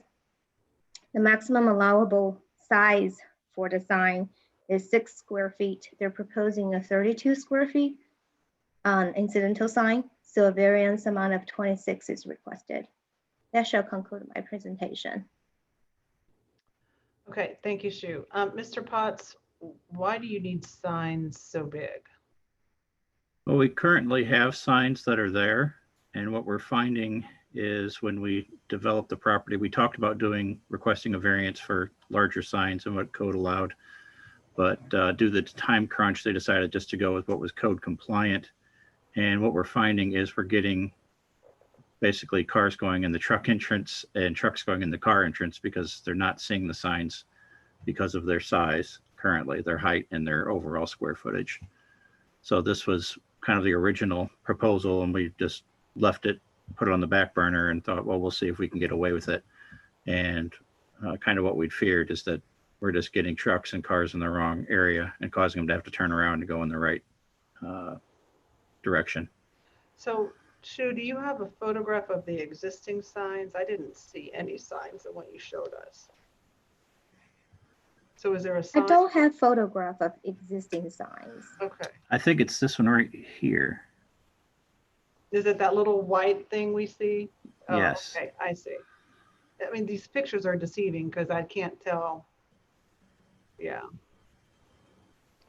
And this is a CVS, like a regular CVS drugstore? It is a distribution center. Okay, that's what I wanted to understand. So it's a little, okay, that helps me understand it. I'm sorry, I That's thought okay. it was something not quite okay. So the cars, I mean, the truck traffic, I understand, right? That's loading in and loading out. What's the car traffic? Is it just employees? Correct. Or you might have some visitors, or you'd have some office staff there, and occasionally you'll get vendors and that will come that way to visit the site. So if they want to sell them something, they will still come to that office and meet with the office staff. Okay. And this is zoned what? Again, remind me, what's the zone on this? I believe It's zone M2-3. Okay. All right. So basically, you're trying to more than double the size of the current signs? Correct. How many trucks and cars do you have come into the facility each day, Mr. Potts? That I do not know, unfortunately. And if someone enters the truck entrance or the car entrance, they can't get to the other location? They can't. That is without turning onto the drive. Which drive? Onto a Congress. They have to return back to the road. Okay, so they're divided. Yes. All right, board members understand this request, have questions? Mr. Potts, are these backlit signs? Are they lighted? They are non-illuminated signs.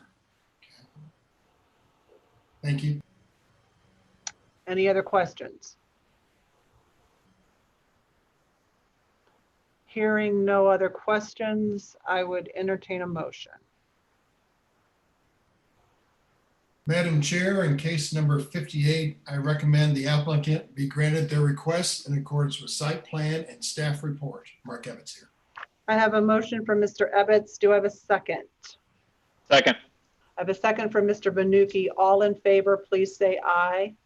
Aye. Aye. Aye. Any opposed? Chair votes with the motion. The request is granted. Thank you, Mr. Potts. Thank you. All right, I want to go back to docket number 7, case number 57. It appears we have the homeowner online, so let's call them back. It was Mr. Chilton. He's been promoted, Madam Chair. Okay. Mr. Chilton, when you can take off your unmute. So Mr. Chilton, are you prepared to present this case on your own, or is Miss Gordon to do it? Well, I was rather hoping that Miss Gordon would be there because she may have some documents that would assist, but I have no documents in front of me other than what I know regarding the variance. Okay, so we can continue this for 1 month so that she could join us. Do you want to do that? Is it possible to move forward with what I know? Well, well, you're the homeowner and you're the property owner, so we can. If we have, I guess, do we have proof that he's the owner? Sure. Shu, do you have a title, a property deed? Let me double check. I'm gonna take a look at the parcel viewer, see if it matches. Okay.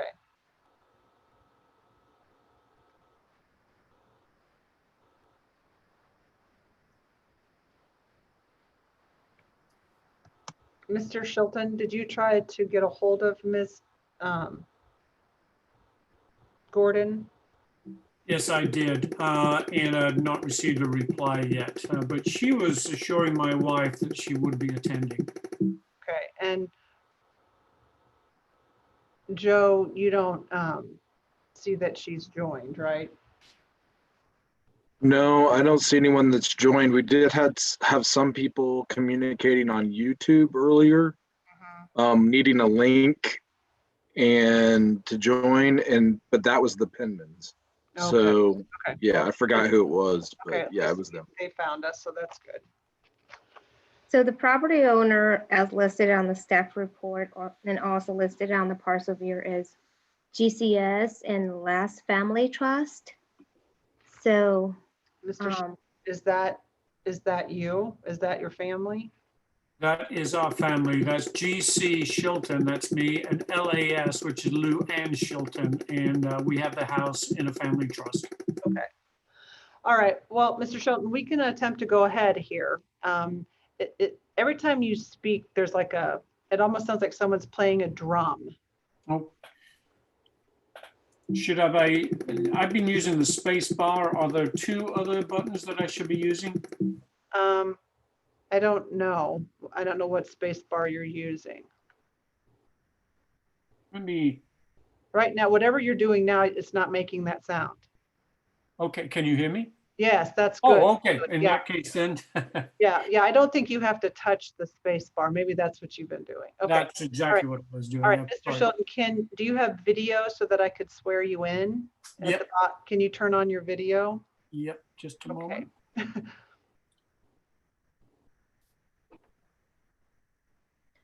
All right, yes, I can see you. Okay, sir, would you state your full name for the record? Jeffrey Charles Shilton. And would you raise your right hand to take the oath?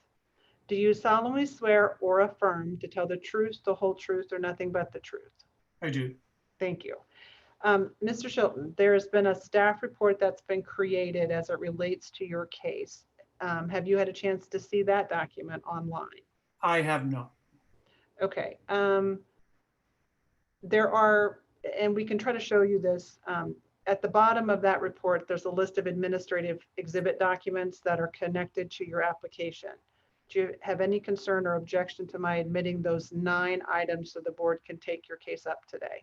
I have no objections. We did try to look at some drawings, but for some reason or another, the website wouldn't release them to us. Okay, well, Shu will make a presentation here in a minute, and when she does that, you should be able to see it online with us, okay? All right, Okay. so I'm going to admit exhibits 1 through 9. Among those is that PowerPoint, Shu, correct? So why don't you make a presentation, and then we'll see if we can take this case up today. Sounds good. This case in front of you is a variance for a covered deck. It is located at 5016 Northwest 57th Place. Here's the general location of the subject site. More specifically, it is located on the cul-de-sac of Northwest 57th Place in between the North Kirkwood Avenue to the southeast and the North Overland Drive to the west. It is currently zoned R7.5 and has a single family located on the site. It has a driveway access from northwest of 57th Place and has a backyard facing north. Here's the view looking north from the Northwest 57th Place. This is the view looking south.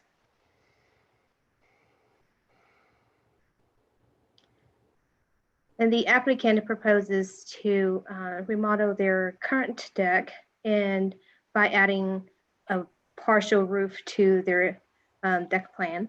And so currently the setback, the rear yard setback for the house is 32 feet.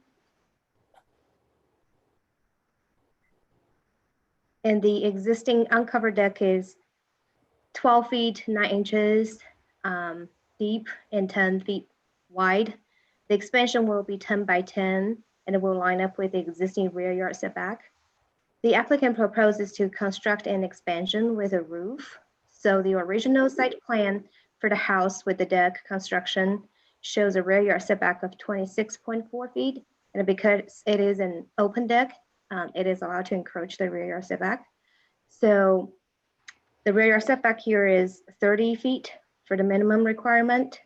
But because they're proposing to add a roof to the deck, so therefore a variance is requested. Here's a very brief elevation of what the deck looked like. And this is the approved plan for this subject site, as I mentioned before. And this is an existing picture of the backside of the house with the existing deck. So a rear yard setback at this point, a minimum requirement is 30 feet, and they're proposing a 26.4 feet because adding the roof. So a variance amount of 3.6 feet is requested. That shall conclude my presentation. Okay, take us back to slide number 63 for just a minute, Mr. Shilton. Okay, all right, I want to have that up. Okay, all right, Mr. Shilton, go ahead. Okay, well, first of all, the construction was done in 2 phases. The expansion to the deck from that picture go to the left by 10 feet has already been done and approved by the city. So this is not a true depiction of what we have right now. So that has been approved. In fact, about 3 weeks ago, it was completed and approved. And now the roof part of it, which we kind of thought was going to be done in 2 parts anyway, is just going to be to the right, basically over the existing flat portion of that deck, as you see in the picture. And it will be a sloping roof, just shingled to match with 3 support structures going up. So Mr. Schill, let me make sure I understand this. So where we see the person standing there underneath of sort of the windows, is the roof structure going to be coming out from underneath of those 2 windows? No. Okay. Yeah, the kitchen is to the right. Where the existing deck is shown, you will see a access door to the kitchen and 2 windows. Okay. So on the top, so you're trying to cover the deck at the top, not at the bottom. At the top, yes. Okay, okay, that's okay. I just wanted to make sure I understood what you were saying. And you're not expanding the deck that we see in this photograph. It has been extended already, but only 10 feet to the left. So, and the stairs have been removed. I see. Okay, so and the stairs aren't going to be put back, or they're going to be put back? No, They're not. we have dispensed with stairs. Okay. All right. Have you spoken with your neighbors about this, Mr. Shilton? Yes, I have. We have 2 neighbors that we overlook at the back. The people on the right, they have not had any objection. The people on the left, I've not been able to talk to. They spend a lot of time out of the country. The house immediately to our left on that picture, they have no problems whatsoever. And the house to the right, we rarely see that. She's a single person. We never speak to her. So the immediate neighbors, we have 1 no objection, 2 no objections, and 2 that I haven't been able to confirm. Okay, but they would have all received notice, right? Staff members? Well, I'm sorry. That's right. Shoot, they would have been. So, Yeah, okay, all right. All right, does the board understand this request? Have any questions for Mr. Shilton? Hearing no questions, I would entertain a motion on this case.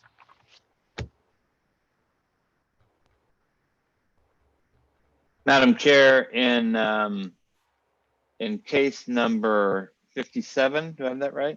That's correct. Right, okay. In case number 57, I recommend that the applicant's request be granted in accordance with the site plan and the staff report. I have a motion from Mr. Banuki. Do I have a second? Second. I have a second from Ms. Mixdorf. All in favor, please say aye. Aye. Any opposed? Chair votes with the motion. The request is granted. Thank you, sir. Thank you, Madam Chairman. All right. Have a great day. Thank you. I'm going to try one more time.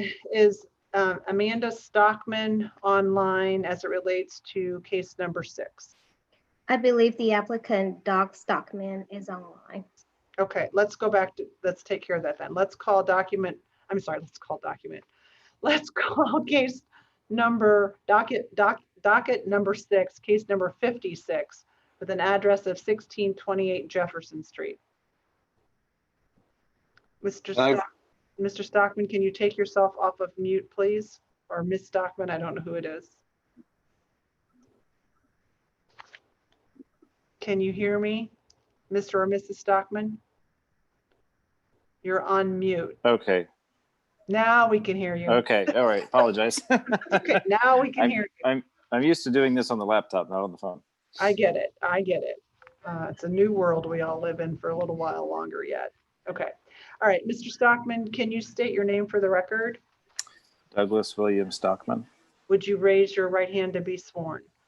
Do you solemnly swear or affirm to tell the truth, the whole truth, and nothing but the truth? Yes. Thank you.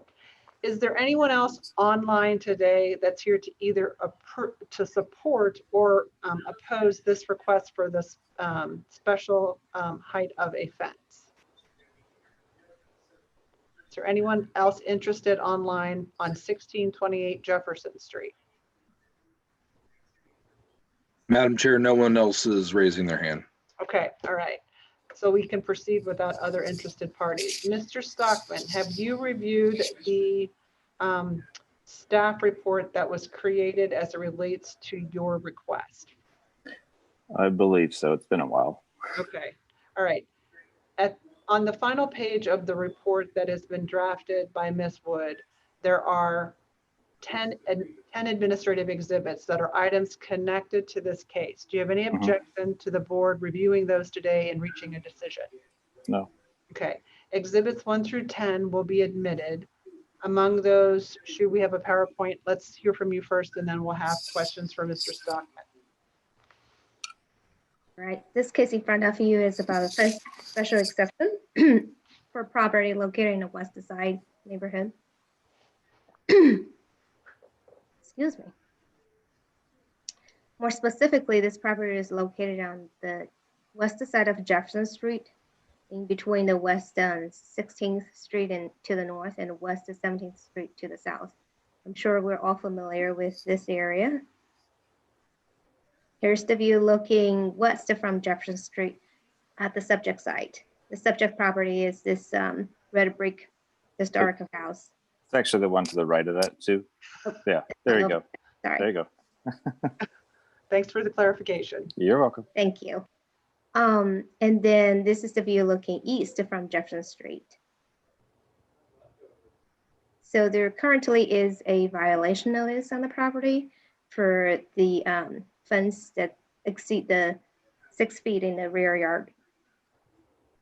The applicant has submitted a site plan indicating the fence height for each section. They have 6-foot gate located in the side yard, and the fence located in the rear yard varies. The height varies from 6 feet to 7 feet and 8 inches. They have sectioned out the height of the fence at the back. So the highest point of the fence is 7 feet and 8 inches. A special exception amount of 1 foot and 8 inches is requested by the applicant. The applicant does have a presentation with a series of pictures showing the surrounding. And then at the end of the applicant, I'll let the applicant present it. At the end of the applicant presentation, staff did receive an objection letter from the neighboring properties early this morning. Has that been marked as an exhibit, Shu? It has not. I just received it this morning. Okay, I did put it in the PowerPoint, and it's up to Madam Chair. It's up to you to admit it or not. And obviously, this person is not online joining the meeting. So is the letter notarized? The letter is not notarized.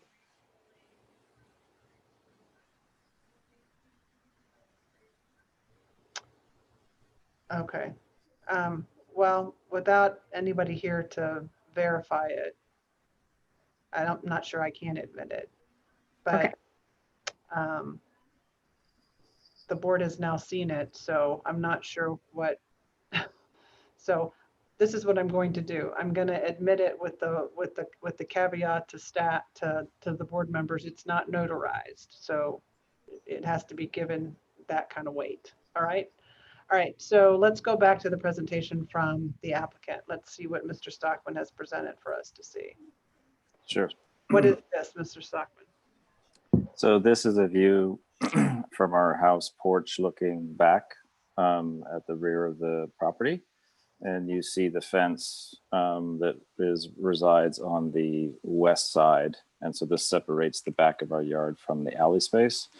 It also provides a level of security and, quite frankly, a visual obstruction to the neighbor immediately on the opposite side of the alley, who has regularly been, quite frankly, toting a gun around in the back of his yard, and has a dog that barks incessantly day in and day out. And so we wanted a little bit of privacy. So we erected the 6-foot fence, and admittedly, it does on the far left side exceed that amount. I will point out that the alley also drops dramatically, almost 1.5 to 2 feet just in that 25-foot zone. And so there's a lot of grade change from the north, which is to your right, to the rear, and then also to the left and to the south.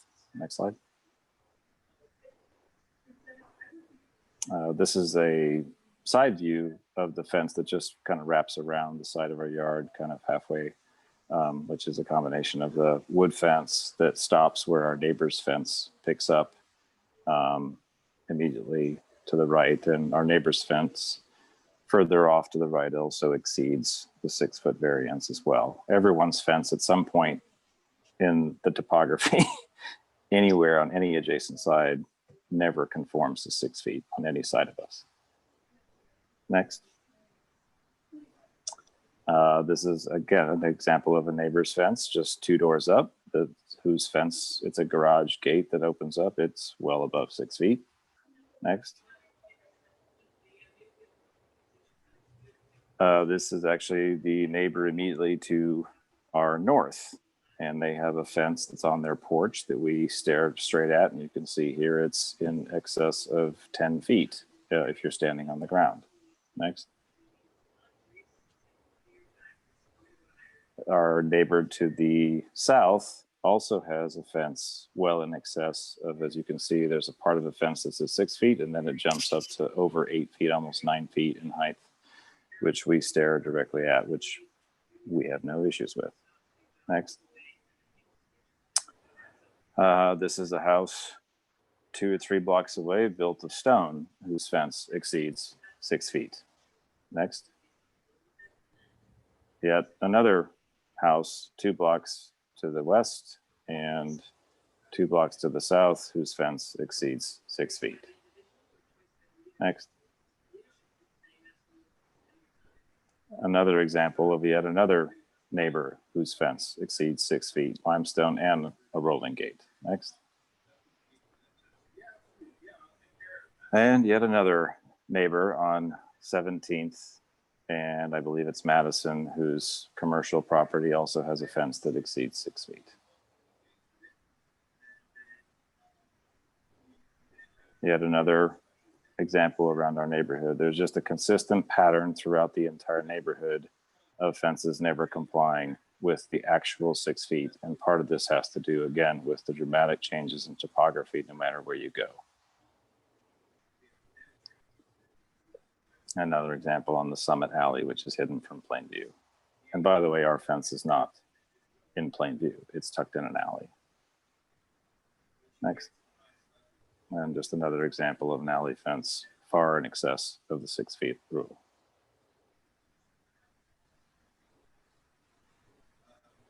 So we have a portion of our fence that exceeds, and it's only due to the topographical change from halfway across the fence to the southern side of our fence.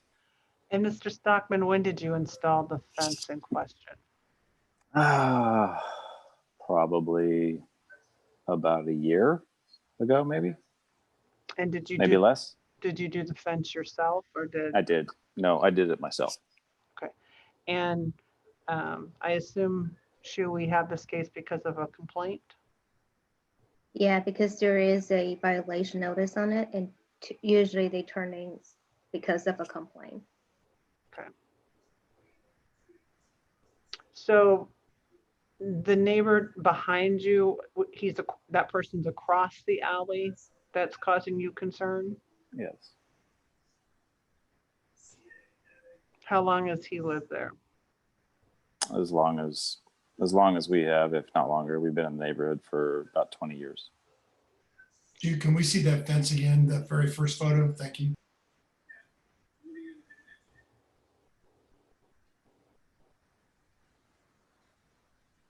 The unnotarized letter that you have is from that property in question. Mr. Stockman, do you object if we read it? It would probably help this board to understand that position. I don't see why it should be admissible if it's not even notarized. They're not complying by the rules. So yeah, I do object. Mr. Stockman, Otherwise- Gibbons here. Is the fence that you build, is that, can you see through it? I can't, is that? No, you can't. And that's intentional. And that's because wood or a steel product? I can't. tell. It's so there's steel posts, but then it's covered in wood. And the wood is per ordinance, which is facing on the outside facing portion of the fence. All right. Thank you. Mm-hmm. All right, other questions from board members? Just again, which part of it is exceeds the 6 foot requirement? So do you see the last section on the left? There. Yes. For that one right there. Okay. That section right there. So on the far right, up here in the corner, that's still 6 foot, Correct. even though it's stepped up on the wall. Yeah. Yeah. It's just this one section, right? Yeah. Actually, yeah. Just sorry. My apologies. It's again, it tapers dramatically. So it's 7'8" at its worst, which is the corner. And then it shrinks to 6 feet by post number 2 to the north. You see how I've noted that right there? Yeah. So it drops 1 foot 8 inches in the course of less than 10 feet. Okay. All right, other questions from board members?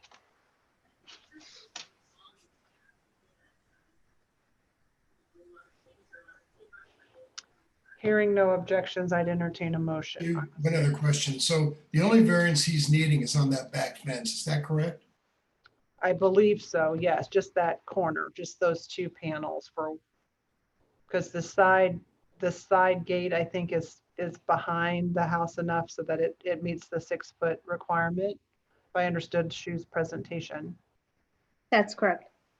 So it's just some portion of that 10 foot. Thank you. Any other questions?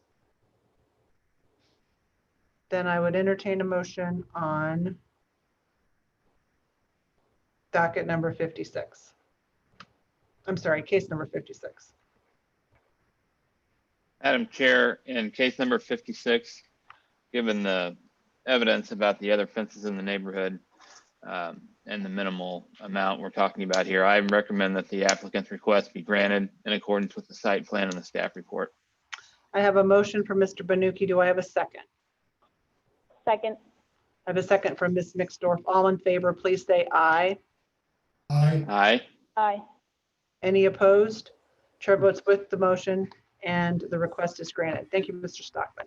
Thank you very much, all. Okay. Before I move to docket number 9, did we ever hear anything from the applicant on docket number 2, case number 50?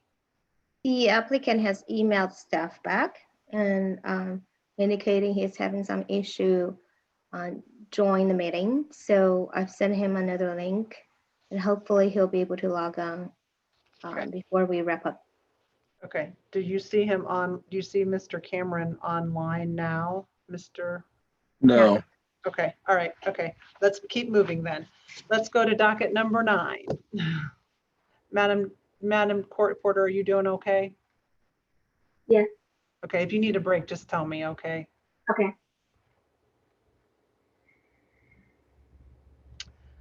All right, one moment. I gotta get back to 9 now.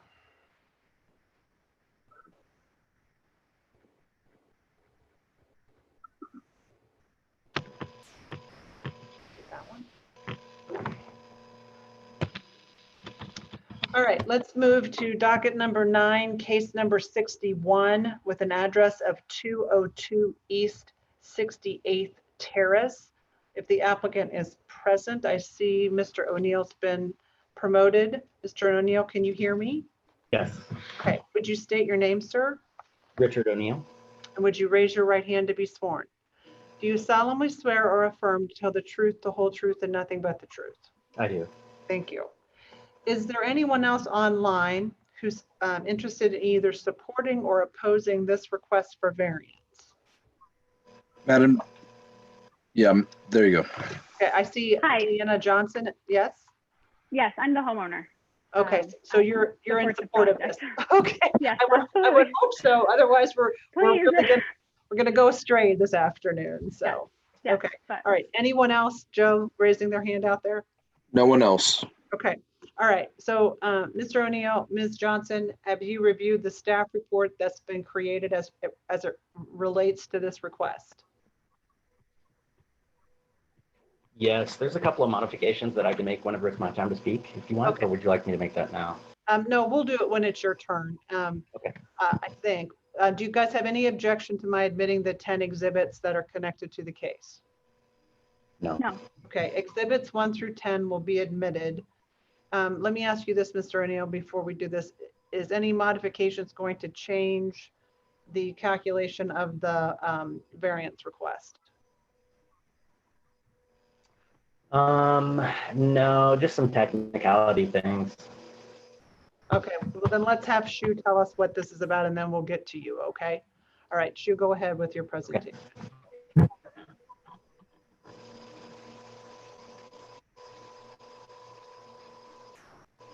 And Shu, you're muted when you're ready. There. So this case in front of you, not sure if you guys still remember, there was a case for the same project that was being dismissed earlier this year due to the lack of communication between the applicant that we called out a few times that the applicant didn't join the meeting. However, they did revise their plan, so their plan looks a little bit different. This property is located in the 202 East 68th Terrace. Here's the general location of the site. More specifically, it's located on the north corner of Grandview Avenue and East 68th Terrace. It is a corner lot, and it has a front yard facing Grand Avenue and a street side yard abutting 68th Terrace. The property has a backyard facing north and has platted building lines to the Grandview to the Grand Avenue. So here's the view looking from Grand Avenue. The subject site is located on your right hand. It's this brick building over here. And this is the view looking east from East 68th Terrace. The subject site is located on your left hand. And again, this is a corner lot. This is the site plan provided by the applicant. There is a platted building line for along both Grand Avenue and 68th to be 25-foot setback. The applicant proposes to expand the existing house with this covered porch showing on this plan. This porch will result in 17.5-foot setback from Grand Avenue. And here's the elevation plan provided by the applicant. The expanded area is this one-story porch that's showing covered, enclosed porch showing on this right-hand side for the north elevation. And these are the south elevation and west elevation submitted by the applicant. So the platted street side and the front yard side setback is 25 feet, as I mentioned. The applicant is proposing a 17.5 feet setback. A variance amount of 7.5 feet is requested. I do have a video showing the surrounding neighborhood, which was taken before the COVID-19. There we go. Here's the view looking at the subject side at the intersection of 68th and Grand Avenue, looking south, looking west at the neighborhood and back to the subject side. That shall conclude my presentation. Okay, thank you, Shu. All right, Mr. O'Neill. So I think I remember this case pretty well, actually. The previous submission was for a two-story extension, correct? That's correct, yeah. And this, I mean, I know this is a sort of a corner triangle lot and it's a little different, but you have some houses situated like this in that Brookside area. And so So what, remind me, there was a little porch or something there that you tore off, right? Yeah, there was an existing porch that was there, and it was in disrepair. And so as part of the repairs, we were planning to make a second story addition to it. The homeowner had reviewed the Homeowners Association guidebook, and we had made the assumption that what we were doing was within the Homeowners Association guidelines. And then one day before our first meeting with you guys, they sent us notification that they were going to object to it. And so that kind of derailed everything from the start. So then we went back to the drawing board, talked to the Homeowners Association, and came to the plan that we have now, which is just rebuilding it with a single story screened-in porch. That's going to be the same footprint as the original. Okay. So the original porch that was on the house there was built over the line from original construction. And as I understand this, then the Homeowners Association now is not opposed to what you're planning to do. That's correct. They are approving of it. Okay, and Shu, have we heard from the Homeowners Association? No one raised their hand to say they were online interested in the case other than the property owner. We have not heard anything from the homeowner association. Okay. And as I understand what you're proposing, then you're over the platted building line, but it's a small triangle of what you're wanting to put back there, correct? Correct. Yeah. If we go back to the plot plan there, you can see the building line and the dash line 25 foot back from the edge of the street. It says proposed addition on there. I think that might be, could be reworded to say just reconstruction of an existing structure.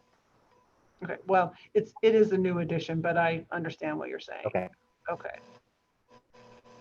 And so this will have sort of that shingled roof on it, just like the roof itself. So it'll look in keeping with the house itself. Absolutely. We've reclaimed the brick and roof tiles that were original to the house and plan to reuse those. Okay. All right, board members, do you understand this request? Have questions?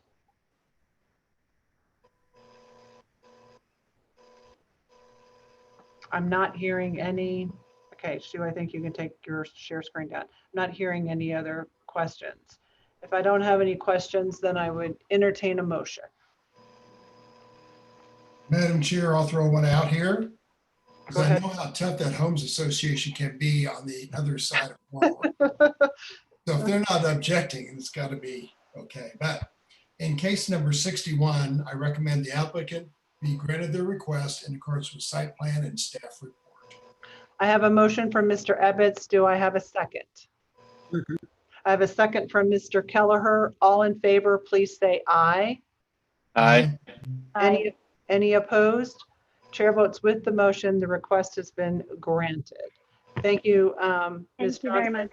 Thank you, Mr. O'Neill, and good luck on redoing that. Thank you. Thank you. Okay.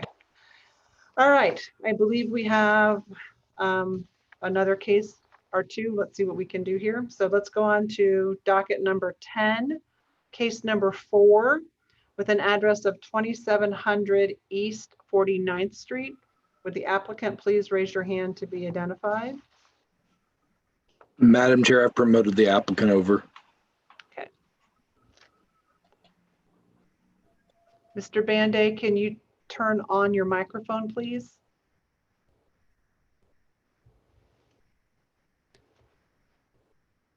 It should be in the lower left of your screen. I think you can hear me now, ma'am. I can hear you now, Mr. Banday. Okay. Do you have video, sir, so that I can swear you in? Yeah. You Start. can turn that on in the same location. Oh, Yeah. there you are. Okay. All right. Sir, could you state your full name? Khalid Bandi. Okay. Mr. Banday, would you raise your right hand to take the oath? Can you raise your, oh, sorry, I can't see it. This is the thing about video. Do you solemnly swear or affirm to tell the truth, the whole truth, and nothing but the truth? Yes, ma'am. Thank you. Is there anyone else online this afternoon that is either here to support or oppose this request for a special use permit? No one else is raising their hand. Okay. Mr. Banday, have you reviewed the staff report that's connected with your application today? Yes, ma'am, we have. Okay. On the, let's see, what page number are we on? On page number, this is a longer one, right, Chris? On page number 5, there are 10 administrative exhibits that are documents and items connected with your case. Do you have any objection to my allowing the board members to review those so we can hear your case today? No, I don't have any objection. Please go ahead. All right, exhibits 1 through 10 will be admitted.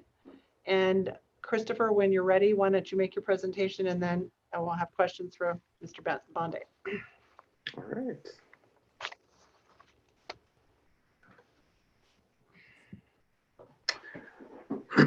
Afternoon, board. Christopher Huey, staff planner, city planning development. Before us, we have a special use permit request for Omar Masjid. It's a religious assembly use at 2700 East 49th Street.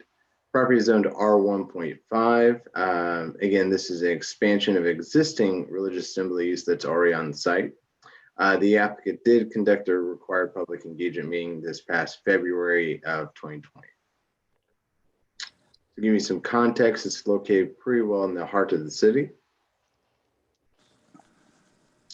And as you can see here is the site highlighted in yellow. It's comprised of 2 parcels.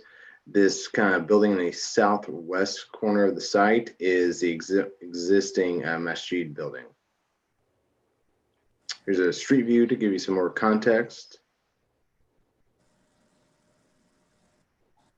Oh, and I apologize, there's a typo here. The applicant's proposing a 7,700 square foot masjid temple with 73 parking spaces. They've revised the site plan to accommodate most of the required parking.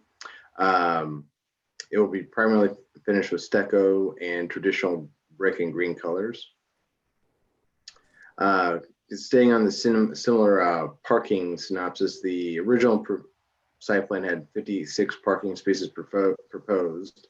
They've revised the parking plan to show 73 parking spaces, which is almost in conformance with the required 80 by the city's zoning development code.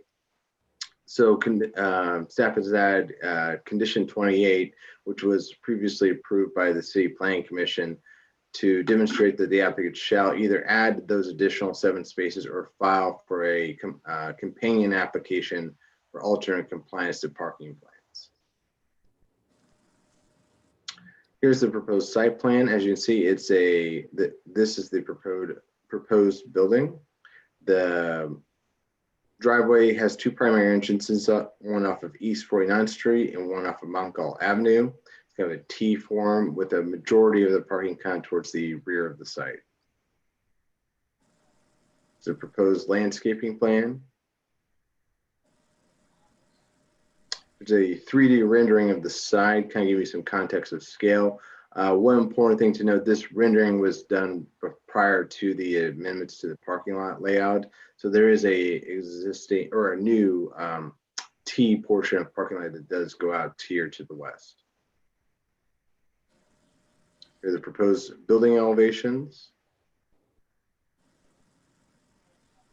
And as important to note, with special use permits, there is a provision in the code that the city may implement a time limitation for particular uses or situations.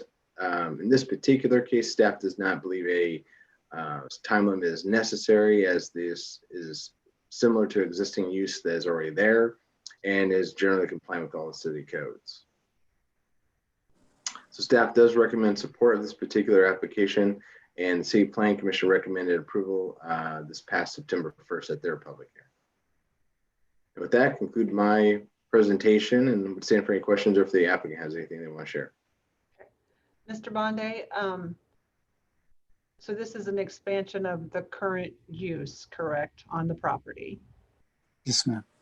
And you've read the report, and you note that there are now 24, Chris, is that correct? 28. Okay, this one only has 23 in the staff report.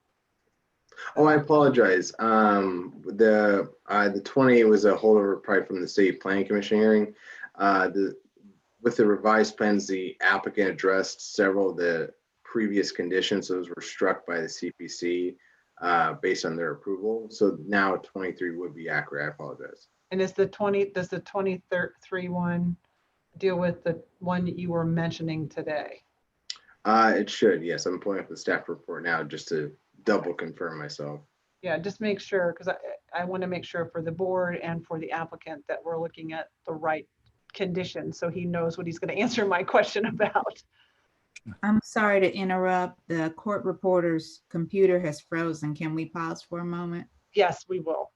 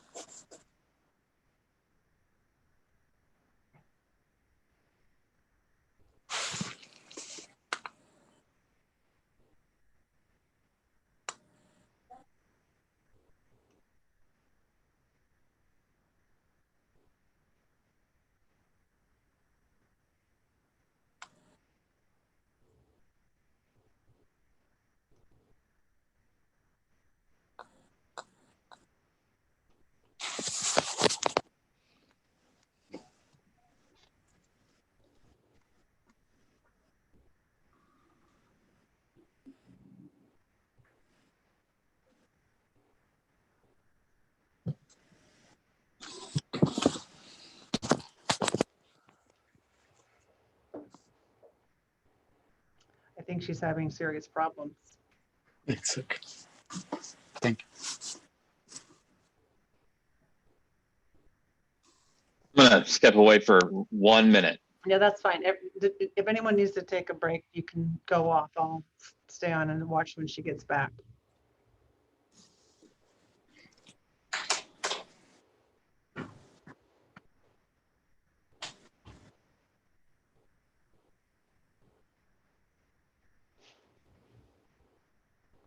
We were so close. There was Michael.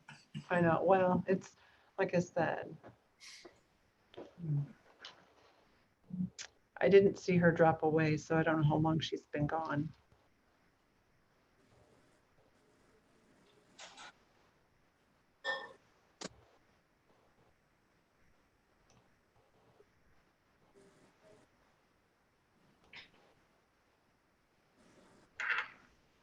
We lost the presenter too, didn't we? I don't know.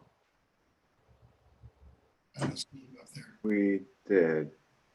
No, well, he's still Oh, there. he- No, he's, there he is. he's there. He's there. He just stepped away from the screen. Yeah, and he's fine. No, he's there once we get her back. Oh, so close.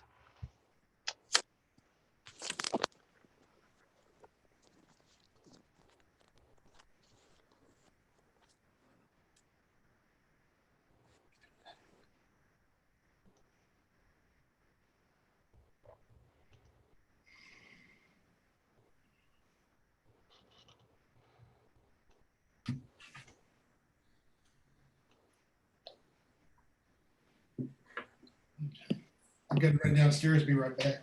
Back, docs. Back. Okay. Hey, while we're paused, I just wanted to let you know I'm here. I'm Mark Cameron. I believe I was the second or third, but I couldn't get. That's fine. We'll get back to you in just a minute. We don't have a court reporter. She dropped away. I have one more. We're in the middle of another case. So sit tight for us. We'll get back to you. I'm glad you're here. Her company says she's working. She's trying to get on as fast as she can. She's almost there. Okay, that's okay. I get it. It's not her fault. Things happen. The internet is spotty sometimes. There's nothing you can do about it. Yeah. Trust me, when my whole office goes down, everyone panics.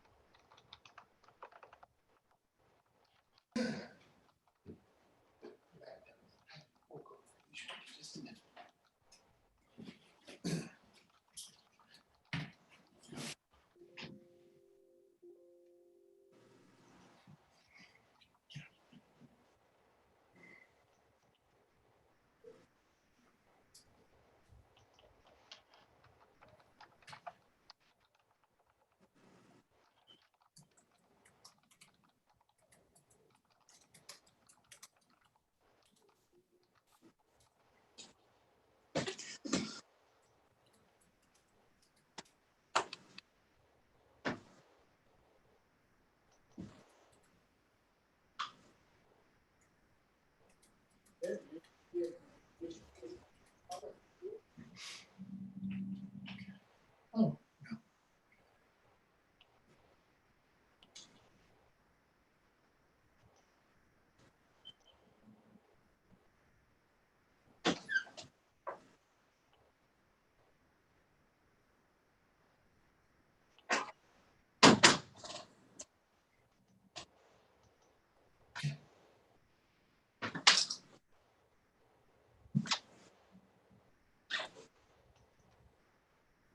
Oh, Cassie, are you back? I see her block. I don't hear her.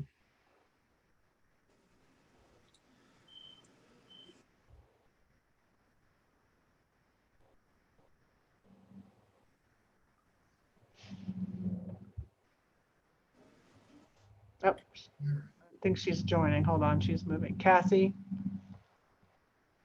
I can see a square for you, but I can't hear you.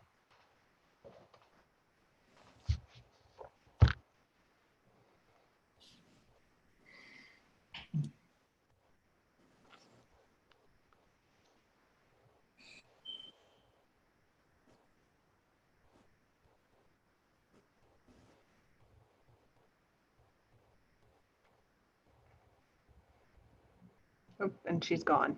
I think she's having internet connection issues.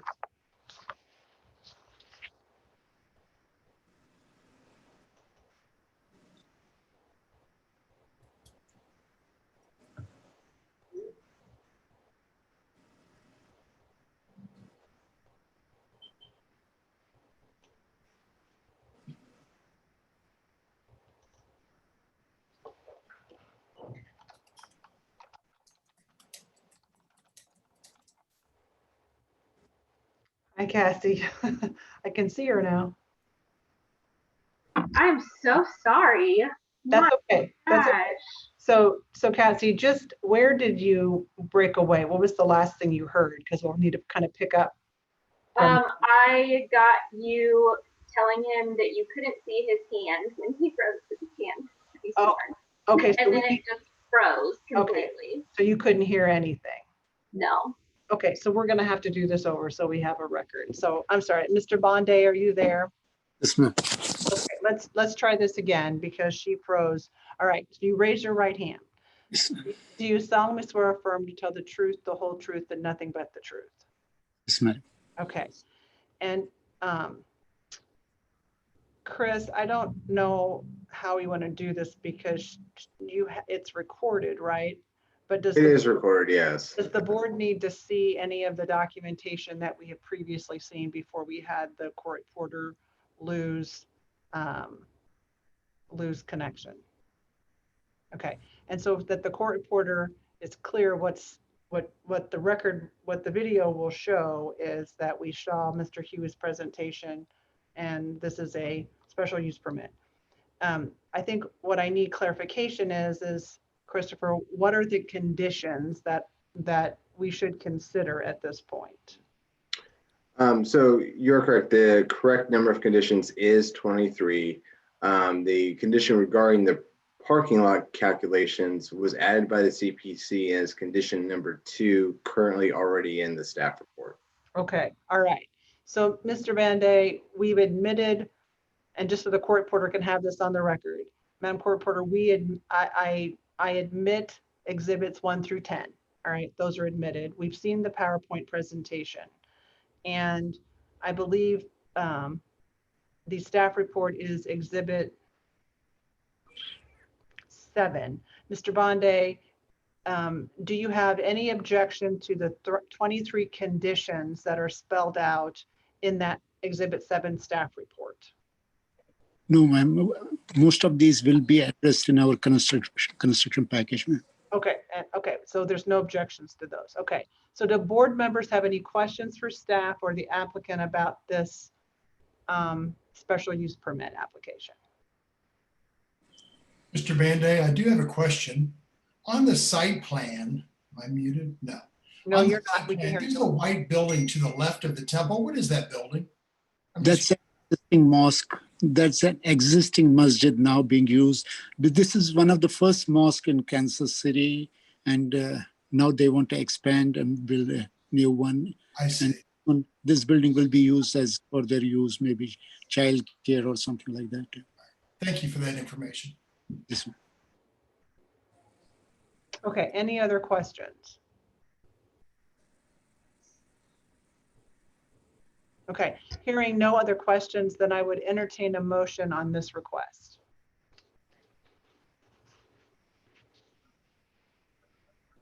Do I have a motion on case number 4? Madam Chair, in case number 4, I recommend that the applicant's request be granted in accordance with the site plan and the staff report and the 23 conditions listed therein. I have a motion for Mr. Banuki. Do I have a second? Second. I have a second for Mr. Ebbets. All in favor, please say aye. Aye. Any opposed? Chair votes with the motion. The request has been granted. Thank you, Mr. Bonday. Sorry for the wait. That's it. Thank you very much, ma'am. I appreciate it. All right. Thank you. All right. Now we have one other case left. Mr. Cameron is still with us. Let's call docket number 2, case number 50. Mr. Cameron, can you join us? Yep, there he is. All right. Now, Mr. Cameron, this is a continuation of the last hearing. And when we heard your case last month, we established the board members who could hear your case because they're the ones that had to hear it going forward. Today, we have 4 of those 5 members present. Mr. Stiller was unable to be here today because of a health issue. So we have a quorum and we can hear your case to conclusion. I'm sorry, yes, Randy? I was here last month too. I just not on that list. Oh, so I heard the case last month as well. All right, so we don't have this issue. Is that correct, Sarah? Yeah, I was gonna ask, I thought Randy was here. I think sometimes they leave her off when she's not part of the voting. Okay, okay, Or I see what you're saying. the purpose of the alternate, right? So, yeah. But I don't, but, okay, but I don't know that she counts under the rules. No, she does. I mean, the purpose of the alternate is so that if you're missing somebody on that 5 voting quorum, she was there, she heard the testimony. Okay, are you sure? Okay, all right, as long as you're comfortable, because in the past, I don't remember us doing it that way, but okay. Okay, all right, as long as that's within the rules. All right, then Mr. Cameron, you can disregard what I was just trying to tell you. So we have 5 board members today and who heard the last testimony and can go forward. And we sent you back, so let's do this. Can I have you state your name, please? Mark Cameron. And could you raise your right hand to be sworn? Do you solemnly swear or affirm to tell the truth, the whole truth, and nothing but the truth? I do. Okay. Is there anyone else online today that's here to either support or oppose this request for variance? Joe, is there anyone left? No one else is raising their hand. Okay, all right. So we sent you back, I think, Mr. Cameron, to tell us if there was something different in terms of size that you wanted to consider. And Shu, is this your case? Yes, this is my case. My colleague Patty Knoll presented for me last time. Okay, so Shu, bring us up to date. Okay. Where are we today? Sure. So staff has, at least me, has not received any revised plan so far. This case is related to a property, a single family property located in the South Kansas City, zone R7.5. It is a fairly large lot as the applicant proposed to add in an accessory structure to park his vehicles, which exceed the height and the square footage that's allowable on this site. I believe last time I was directed that the board might be interested in some of the surrounding accessory buildings related to the same topic. So we did do a little research for a couple properties. One is located directly south of this subject site. This property is the 5000 Grandview Road, which is a corner lot here. And they do have an accessory structure located in their backyard. This accessory structure did obtain a permit, but staff could not find the attached plan. But just from this parcel viewer, we believe that staff did a rough measurement. It's less than 700 square feet for the footprint area. So we believe it is less than the principal structure. And then the other property also cited by the board or the applicant is this property located at 4910 Grandview Road. It seems like they do have a series of accessory structures. I believe no permit has been funded at this site. What the applicant proposes is an accessory structure, I believe, is one single story, and it's 19 foot tall and with an footprint area of 2520 square feet. So staff determined the footprint area for the accessory building should not exceed the footprint area of the primary structure. So the primary structure of the house of this site is 1720 square feet. So therefore, the first variance is for the footprint area in the amount of 800 square feet. And then the second variance is related to the height of the accessory building. What the applicant proposes 19 feet and a variance amount of 3 feet is requested. So those hasn't been changed. And I'm open to questions. Okay, thank you. Shu, could you go to the street views? I think part of the conversation last time was it seemed like there was, that big structure on the left side of the image. Is that what you're seeing in Parcel Viewer? Because this seems much larger than what we see on Parcel Viewer. I think that was the structure in question. So on Parcel Viewer, this is what we see. I don't believe it's the same structure located at this northwest corner. Just for the location of it, doesn't look right for the street view. No, it's not. And the permits that staff has found is for this structure over here, I believe. Okay, so that person also built something that's not been permitted.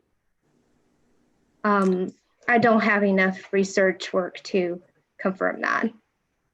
Okay. Can you guys hear me? Yeah, we can now. Okay. So, Mr. Cameron, what's your position today? Do you still want to go ahead with this building this size? Or are you willing to change its size? I would like to go that size. It's just kind of what I need. Like I said, if I can't do it, I will probably have to look at moving out of town, because I'm outgrowing my garage and I have these vehicles, and it just wouldn't make sense for me to build a garage that's only 1,700 square feet. And as far as my neighbor's building, I know he did do permits on it because I was kind of with him through the process. And that building is 30 by 50. And I mean, he had lots of inspections and all that stuff was done. And I'm positive of that. So I know that that you guys could find that eventually, because I know that he had to do all that. The building that you were looking at from the bird's eye view was an old structure that he actually had demoed out, and it's no longer there. So. And how big is his house? You know, I think that his garage that he had built is probably about the size of the footprint of his home. Because I did some measuring, and it looked like he didn't have to do a variance for that building. Mm-hmm. Okay. And I know it was inspected, and he had a lot of people out, and he did it right, and he did it legally, I'm positive. And so I believe it's probably about the size of his house. Mm-hmm. It's just that these are such small houses on such big lots is the thing. So, like, my house is tiny. It's a 2-bedroom, 1-bathroom house. So to build a garage that's only that big, it just doesn't make sense for me. And I'm able to tuck it in kind of behind my house. So it would be pretty, it wouldn't stand out, you know, it would look pretty good back there. And I have letters from all my neighbors, letters of approval from all my neighbors. I don't know if you guys can see me or not, but so, and like I said, I've been robbed quite a bit. People come by and they break into my work truck, and they've got into my stuff. So I'm just trying to get my vehicles in something so I quit getting robbed and stuff like that. Because it's just getting kind of discouraging. So Shu, can you show us that picture again of just the front of his house? I just want trying to make sure that I understand and the board understands again. So the driveway that you're proposing is going to be on the left side of the house? Yes. And then where we see the tree on the left. Yeah, it'll be behind that tree a ways. Because my lot goes way back. So I was gonna put the garage in behind the house a ways. So it's pretty well surrounded by trees. If this was a picture in the spring or the summer, it's a lot more filled in back there, obviously, than it is here, but there's quite a bit of room back there. There's more room than the picture shows, but. All right. And so there's a photograph that is attached to the application that shows a chain link fence and a tree and some things leaned up against the fence. Is that at the rear of your property? That is not my property boundary. That is a fence that was put in. Where is that photograph? Based on this diagram that you're seeing now on the screen.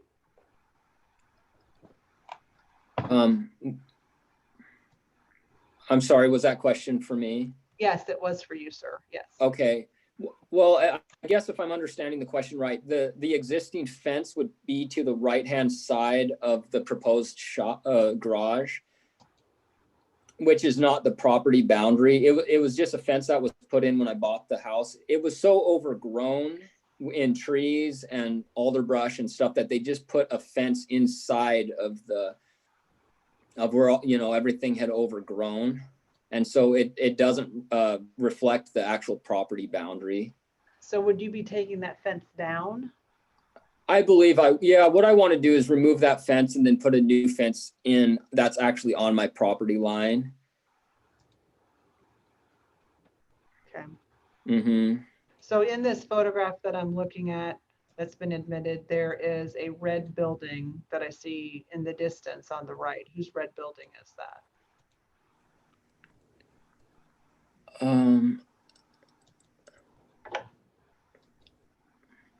I assume this is a picture that you provided us.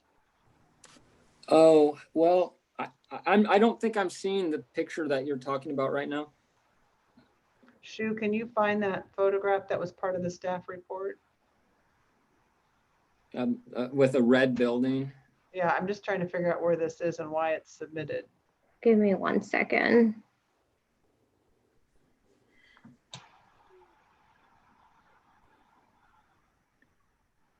While she's looking for that, board members, do you have other questions?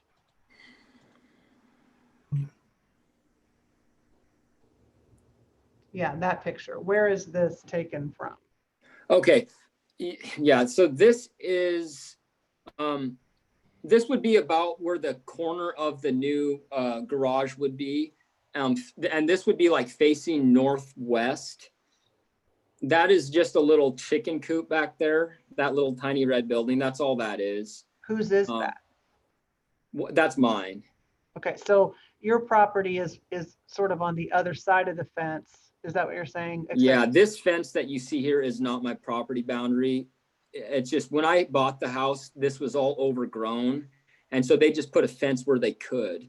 But it's like it's a little circle of fence within my large city lot.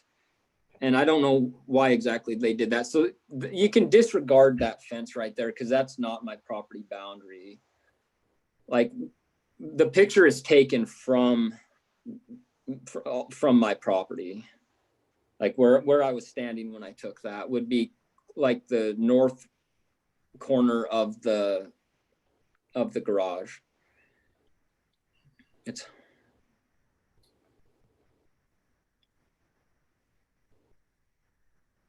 So you're standing where the north corner of the garage is. Yeah.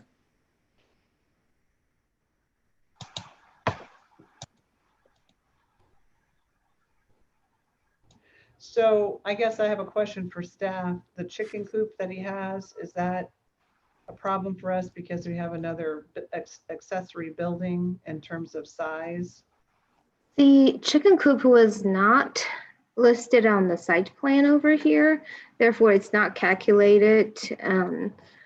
It depends on the size of it, but the accumulative footprint area for all accessory building shall not exceed 40% of the rear yard. So he has a fairly large rear yard, I would say.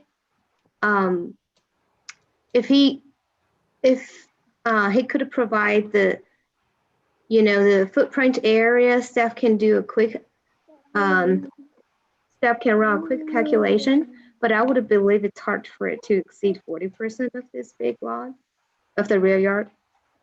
So that doesn't count against having the square foot of this building is because it's bigger than the house is the issue.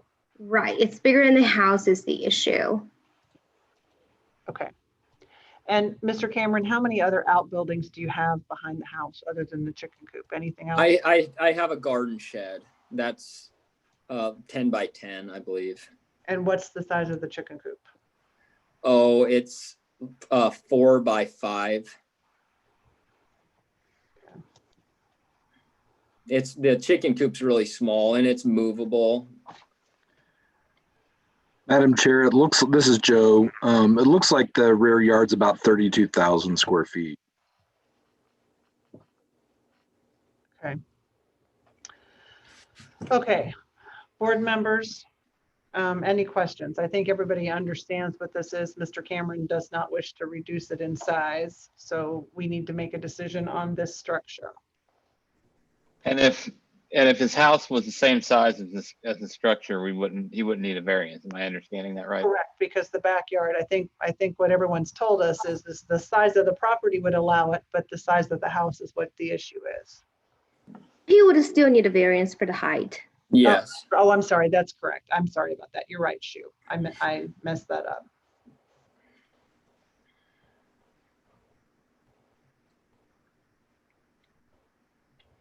So any questions? If not, we need to make a decision.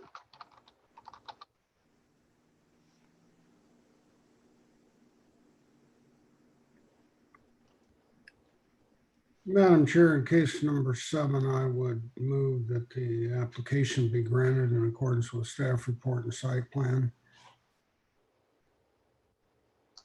Okay, I think it's not case number 7. I thought it was case number 50. So Mike, just for clarification, I think you mean case 50, right? Docket number 2. Yes, I'm sorry. That's okay, that's okay. So can you tell me your motion again? I'm sorry. I move that the application be granted in accordance with staff report and site plan. Okay, I have a motion for Mr. Kelleher. Do I have a second? Second. I have a second from Mr. Banuki. All in favor, please say aye. Aye. Aye. Any opposed? Chair is opposed. The request is granted. Thank you, Mr. Cameron. Thank you guys so much. I think having heard that last case, I believe we've covered all cases on our docket, along with a few technical glitches today, but we did fine. So thank you all. We are adjourned until our next meeting in a month. Bye now. See ya. Everybody.